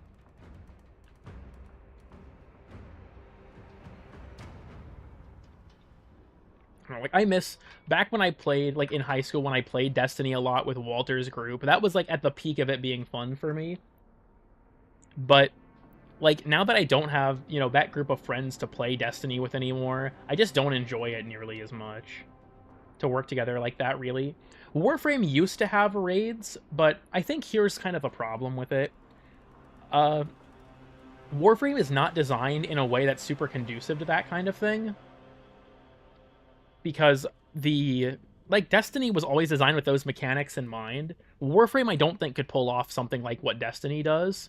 But even beyond that, raids are simultaneously the best and worst part of Destiny. And the reason for that is pretty simple. If you can't find people to play the raids with, you're forced to either do an LFG, which fucking sucks and is a miserable experience, or never do the raids. I think that a very valuable thing about Warframe that people do not give it enough credit for is you can do any piece of content in this game by yourself. Nothing requires another person, and I think that's incredibly, incredibly valuable. Because if you don't have friends to play the game with, you can just do things by yourself. Will it be harder? Yeah, it will be harder, but you can still do it. In Destiny, you cannot do a raid by yourself. And while you can do a dungeon by yourself, it is much, much harder than with people. Like, it's a challenge to do a solo dungeon, not something you can just do optionally if you feel like it or don't have friends, right? So that doesn't surprise me, Phoenix, in terms of people just being rude and bigoted in those environments. But, I don't know, like, I think it's important that in Warframe, like, I think that there's cool stuff that's more mechanically challenging. Like, the new bosses, like the Apex bosses, I think they're really good at having interesting mechanics. And I'd love to see missions that are more mechanically complex. But racist and trans women, you act like those are mutually exclusive categories.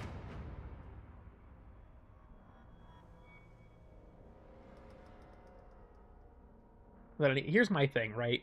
I think that it's kind of the same issue in terms of, like, doing a raid with randoms in this game was still not a great experience, at least as far as I had seen. I never completed a raid in this game, but because if you're going, like, if you're trying to do a public group and you know what you're doing, it'll be frustrating to carry people through the raid for a lot of people. I don't know. I feel like it's valuable to have content you can do by yourself. That's kind of the fundamental thing to be. If you don't have friends to play the game with, because, like, if you have a raid where you don't have to coordinate, I don't think it's a very good raid. And I think you should compromise an activity to make up for that.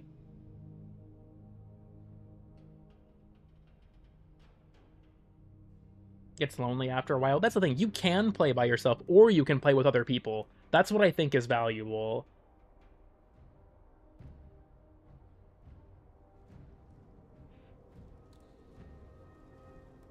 Big fan of them. I do like dungeons overall, but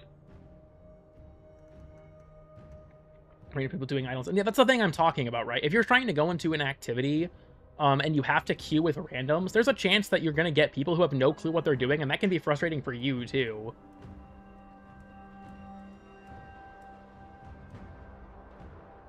I had to play with pubs. Me too. Like, back when I got into this game as a kid, I had no one to play it with. And if it wasn't for the fact that I could do things solo, like, yeah, it was harder, but I could still play the game. And the newest Sunder Doctrine. No opinion, I have not played the game since the final shape was like a month old. I played, I think, like the first few weeks of Echoes, like the first season, and then I just haven't touched it since.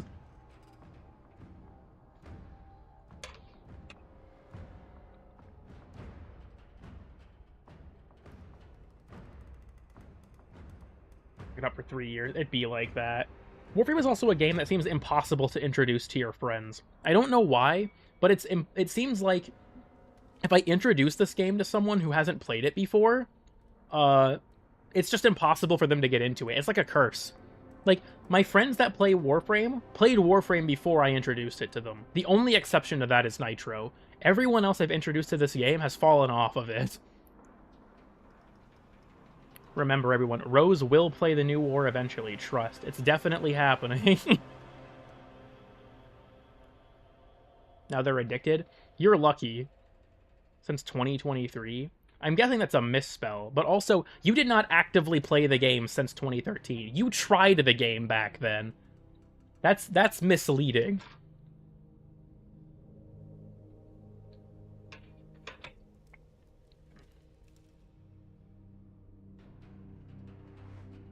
They could get into WoW at this point. Probably not many.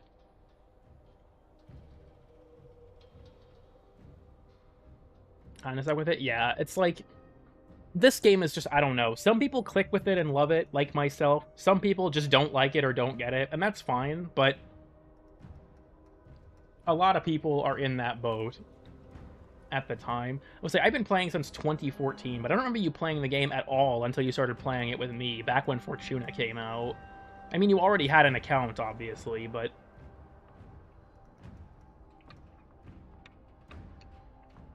I push my friends away. It's funny because a lot of the gaps between story quests have been shrunk, but...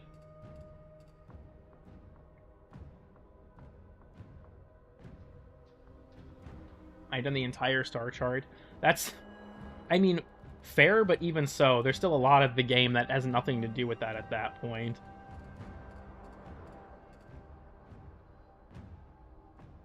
I like how Nitro is just basically arguing with me to say, oh no, Cool, you've actually never introduced someone to this game successfully. You're that bad at it.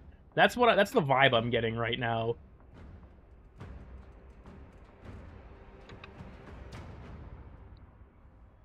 About sloths, that much is a mystery to me. There's some notice of it now, right? Like down at in the arsenal or in the foundry, you can see it at the bottom, but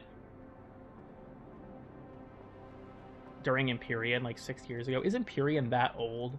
That's awful. Why would you tell me that? How has it been that long? Dude, I started playing when fucking Mesa came out. To me, Mesa will always be in my head. Like, I've talked about this before. I think Empyrean was 2019, so about 5 years. We're going on 6 now, but...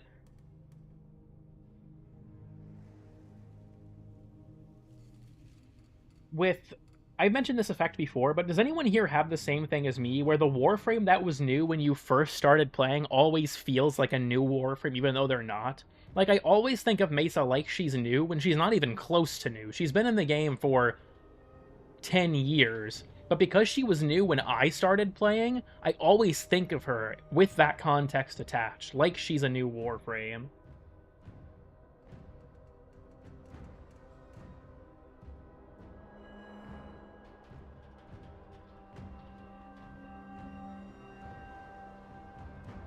I think Post Plains always feels new. Yeah, fair enough.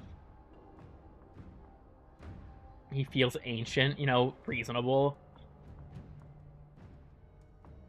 Gar will never not be new to me. Yeah, at least some people understand the sort of psychological effect I'm talking about.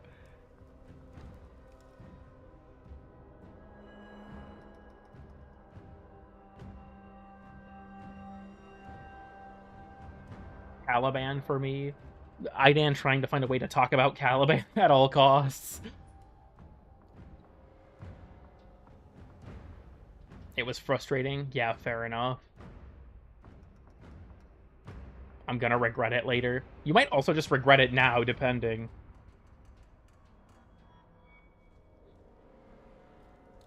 Lots of being standout examples. I do love me some Stradivar. Hildren feels super recent. Yeah, she's been in the game for... I think it would be 6 years now, because she was at the very beginning of 2019.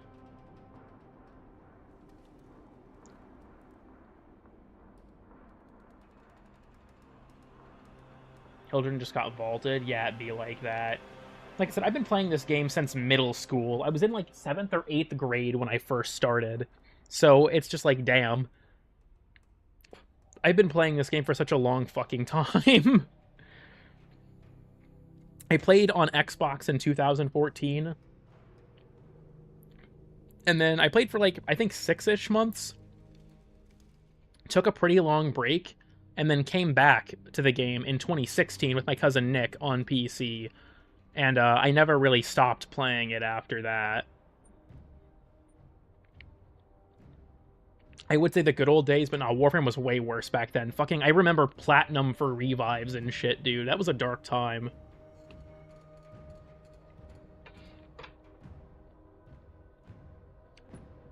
Even the creators. That's true. Even the developers of Warframe have actually been playing or made the game in middle school. 4 revives a day, yeah, deadass. Also, I remember the huge deal that was Acolytes and farming for Argon Scope and how valuable it was. Are you going to play Subnautica 2? Probably not. Ability mods were before my time, because I started when the game was brand new on Xbox. I don't think that the Xbox version ever had that. Weird-ass mechanic, though.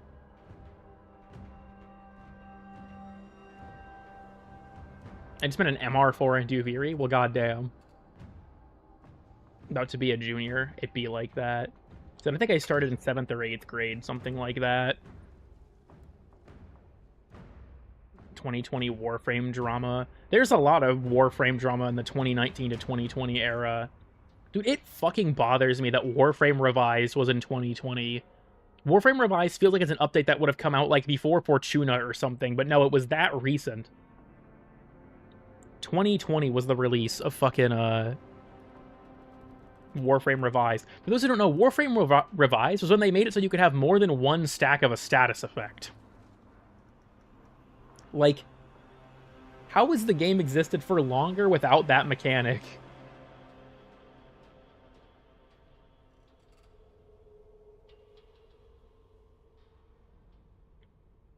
Basically skipped the junctions. So yeah, I looked that up for patch notes for a video. Warframe Revised was apparently 2020. I thought it was way before that. I was like, there's no way that it was 2020. But if memory serves, yeah, it was way more recent than I expected. I was like, for sure that was like right after Planes or something, right? No. Stacking effects were due. For a lot of debuff effects, yes. It used to be that like Viral was one stack that halved the enemy's health. That was all it did. DOTs, I believe, still stacked, but a lot of debuff effects did not. Shit was crazy, for real. And then Viral got buffed into being the best debuff in the entire fucking game. I think so, because there was, yeah, an update where they buffed up like 7 different Warframes, and that was when Zephyr got her rework as well. Beyond that, for the life of me. Yeah, I feel like I'm so used to modern Warframe that whenever I think about, like, old updates, I think of them with the modern gameplay in mind. Like, when I played the Plains of Eidolon, you couldn't do multiple stacks of Viral, but I have to actually actively, like, think about that. Because it's like, oh shit, yeah, that wasn't a thing yet. Slowly stripping armor in like 2018. How Corrosive used to work was that it stacked infinitely and its effect was permanent. It was an exception to that rule.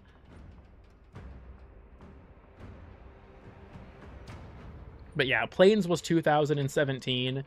I believe War Within was 2016. I remember watching the first TennoCon, dude. That shit's crazy. When the hype about when they revealed Necros with Galatine and Tigris Prime, I think it was. Also, 3-wave defense is hype. God bless. Or knock down enemies. I think that's right, actually. They still trigger it. I think they get knocked down regardless, but they still get a blast proc. And yeah, Corrosive had the little... It looked like a beaker pouring acid out onto a surface. That was weird. I remember when they changed that. It was actually a pretty controversial change. People were so used to the old Corrosive icon. I like the new one at this point, though. I think it's nice enough. The sort of standardization of the status system was such a massively, like, big improvement for this game in general when they had made status effects alike, codified, I guess, to be a much more consistent thing.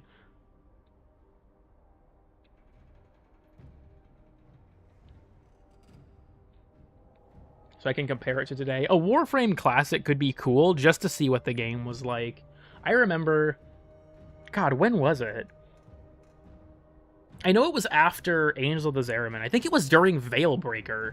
Someone came into my chat, like, I wouldn't even bother with Warframe. The game is in the worst state it's ever been in. And I was like, what?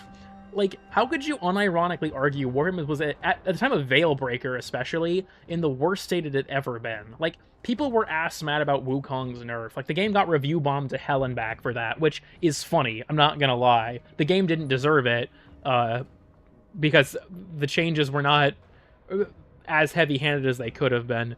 But even beyond that, it was like, Veilbreaker gave us so many valuable things, right? Like, it gave us a huge overhaul to how armor stripping worked, which was a massively beneficial part of the update. And, you know, Archon shards, lots of cool stuff were added. And it was just like,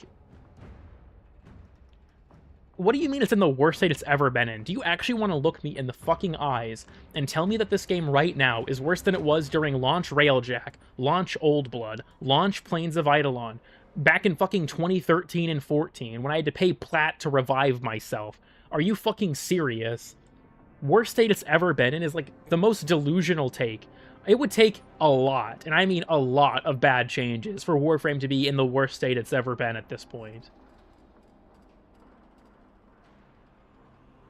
They nerfed Limbo and Scarlet Spear. They nerfed so much shit in Scarlet Spear, dude. They nerfed Limbo. They nerfed objective healing across the board.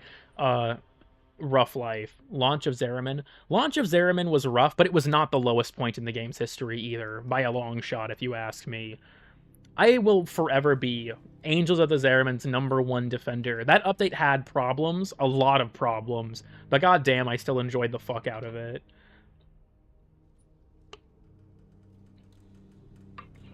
Dude, streaming Angels was so shit, though. Like, when I was streaming when that update was new, so much of my streams was just me debunking misinformation people would ask me about because they had seen it on the Warframe subreddit.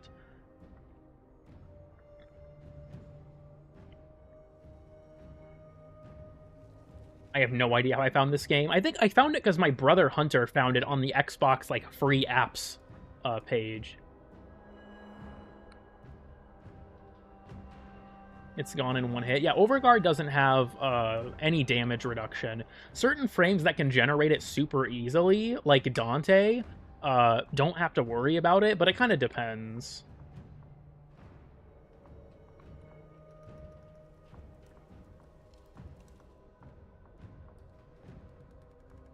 Going to the static angles that are part of the map? Whis, what the hell are you talking about?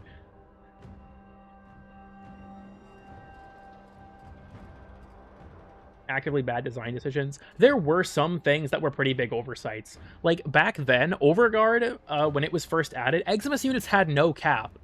More of them spawned the longer you were in a mission. So if you were in a mission for long enough, oh, sticky corners? Oh, Void Angels be thick. Oh, that's what you mean. But if you were in a mission for long enough, then everyone would be an Eximus. Literally every single enemy would be an Eximus. Also, yeah, Operators had just gotten reworked. Void Sling was a lot worse. It was much slower. It was not omnidirectional.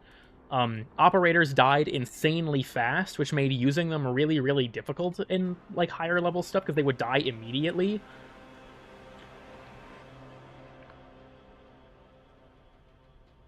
Before creating an account. Fair enough. Like I said, my brother tried it when it was new on the Xbox store, was like, this game's not for me, and then I played it and I was like, damn, this shit's good as hell.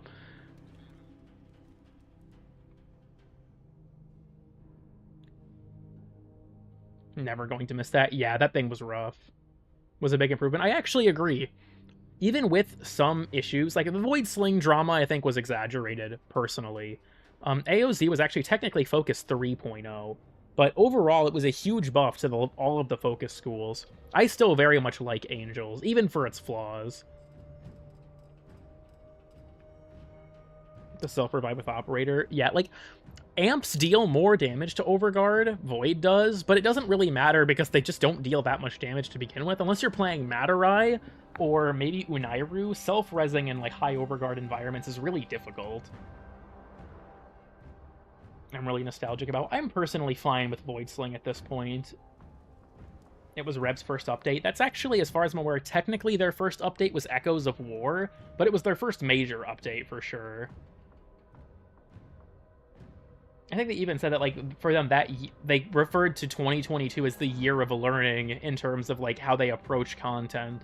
And then we got Veilbreaker, which was a great update, and Lavos Prime, which is also a pretty good update. Also, Warframe on iOS is still a thing, and they're still working on an Android version. Also, I have a new theme. What does that mean, exactly? I'm going for longer than I meant. I'm going to have to end the stream here shortly. For real this time.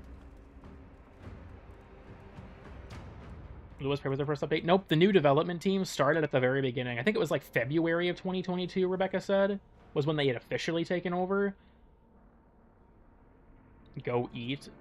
Well, here's the problem. We've been having a snowstorm where I live, and I don't want to go get anything anywhere. I'm so pissed, dude. It's supposed to snow again tomorrow. This fucking sucks. Making the wolf girl frame? Yeah, true. Refinginator.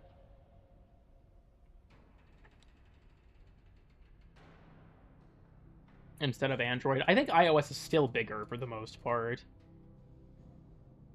I don't want to go to class. Yeah, I work a job, and I have to drive to that job, so I fucking hate it when it snows. Snow has a great aesthetic. But it's very annoying if you have to drive anywhere.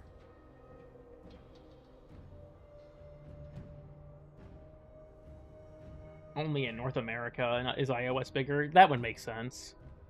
Deliver canes from my job. Goddamn.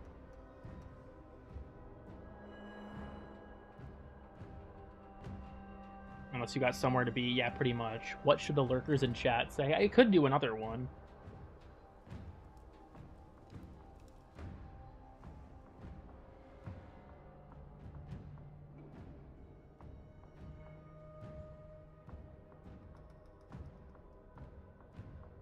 I'm trying to catch up a little bit here.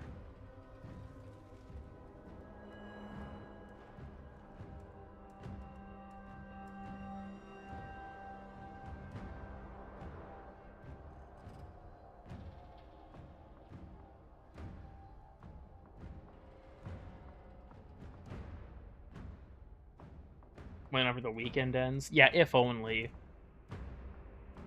Add more movement and animations to Varuna's 4th. I'm still surprised that after all these years that they've never given Varuna the all fours animation people have asked for.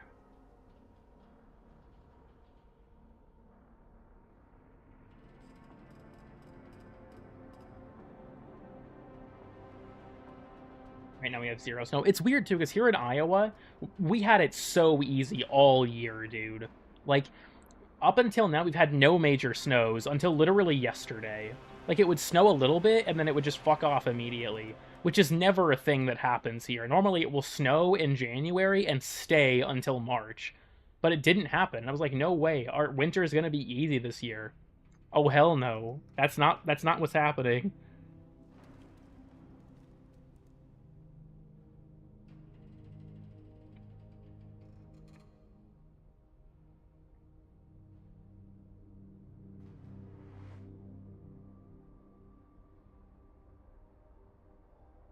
Major DPS increase, especially on Atlas. True. To change my jorts.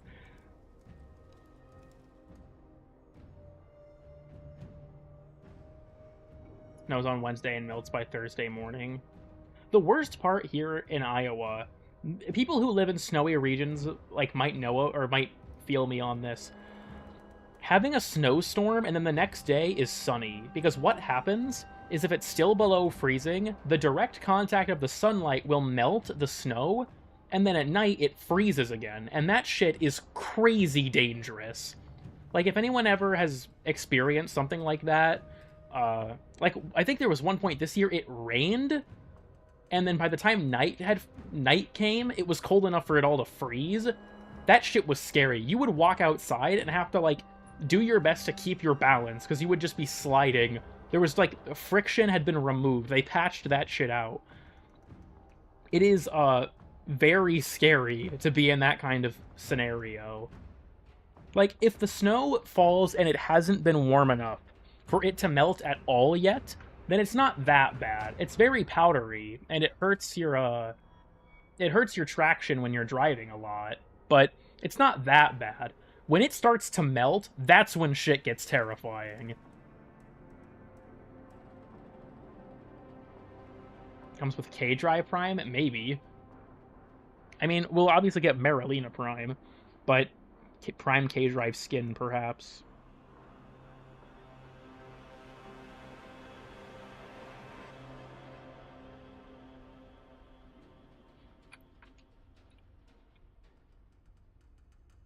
We'll go for until 3.5. It's 4 more minutes. I always get distracted when I do these, like, rambling end segments, and I go for way longer than I mean to every time.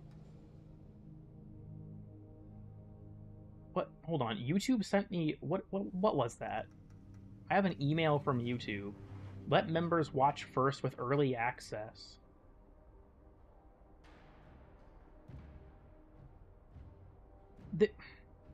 YouTube, this...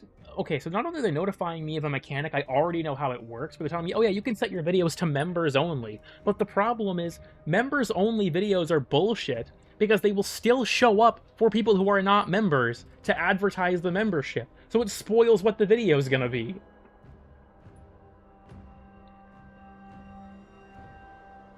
So yeah, there is a they're the Velocipod skins for the K-Drives.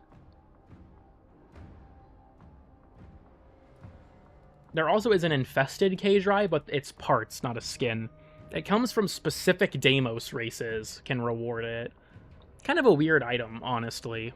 Or a weird way to do it, I guess.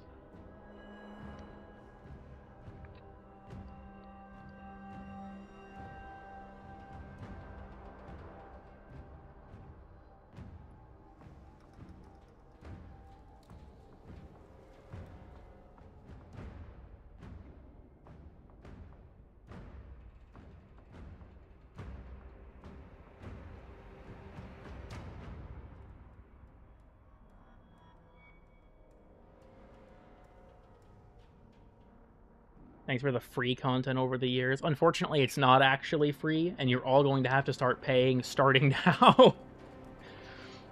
I actually do want to do some stuff for members here soon. For, like... I want to do production commentary videos where I, like, talk about a video that I made as, like, a members-only thing. Just so that, you know, they can have something that they actually get out of their fucking membership, honestly. But the first one I'll do is obviously the Iceberg. Like, I'm gonna watch it and talk about it for them, and that's kind of like one of the main like member benefits, I guess, that I want to try and start doing moving forward is the developer commentary videos.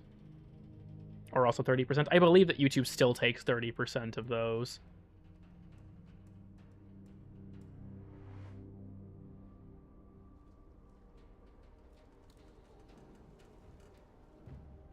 Fuck YouTube. I mean, it is what it is. I'm using their platform, right?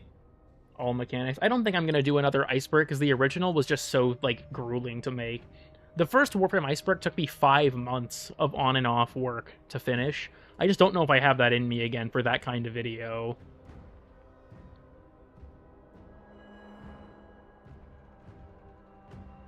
If Kavatskin's worked on Vulpophilos, real and true.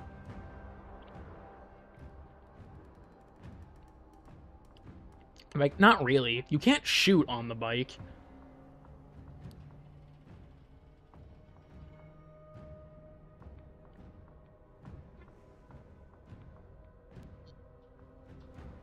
I also feel like with, like, K-Drives, Kates, and the Atomocycle, it's mostly just what do you have the most fun with, ultimately? Even beyond functionality, just what do you think is fun or cool?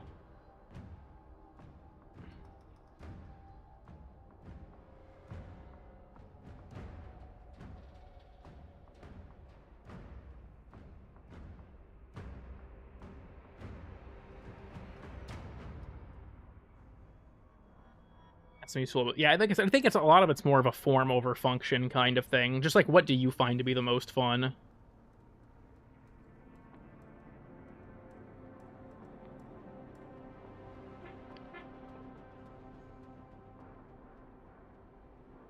I like them more. I've always found it kind of weird that they have a separate pool, but I guess that's just probably for balancing. Just give them their own mods.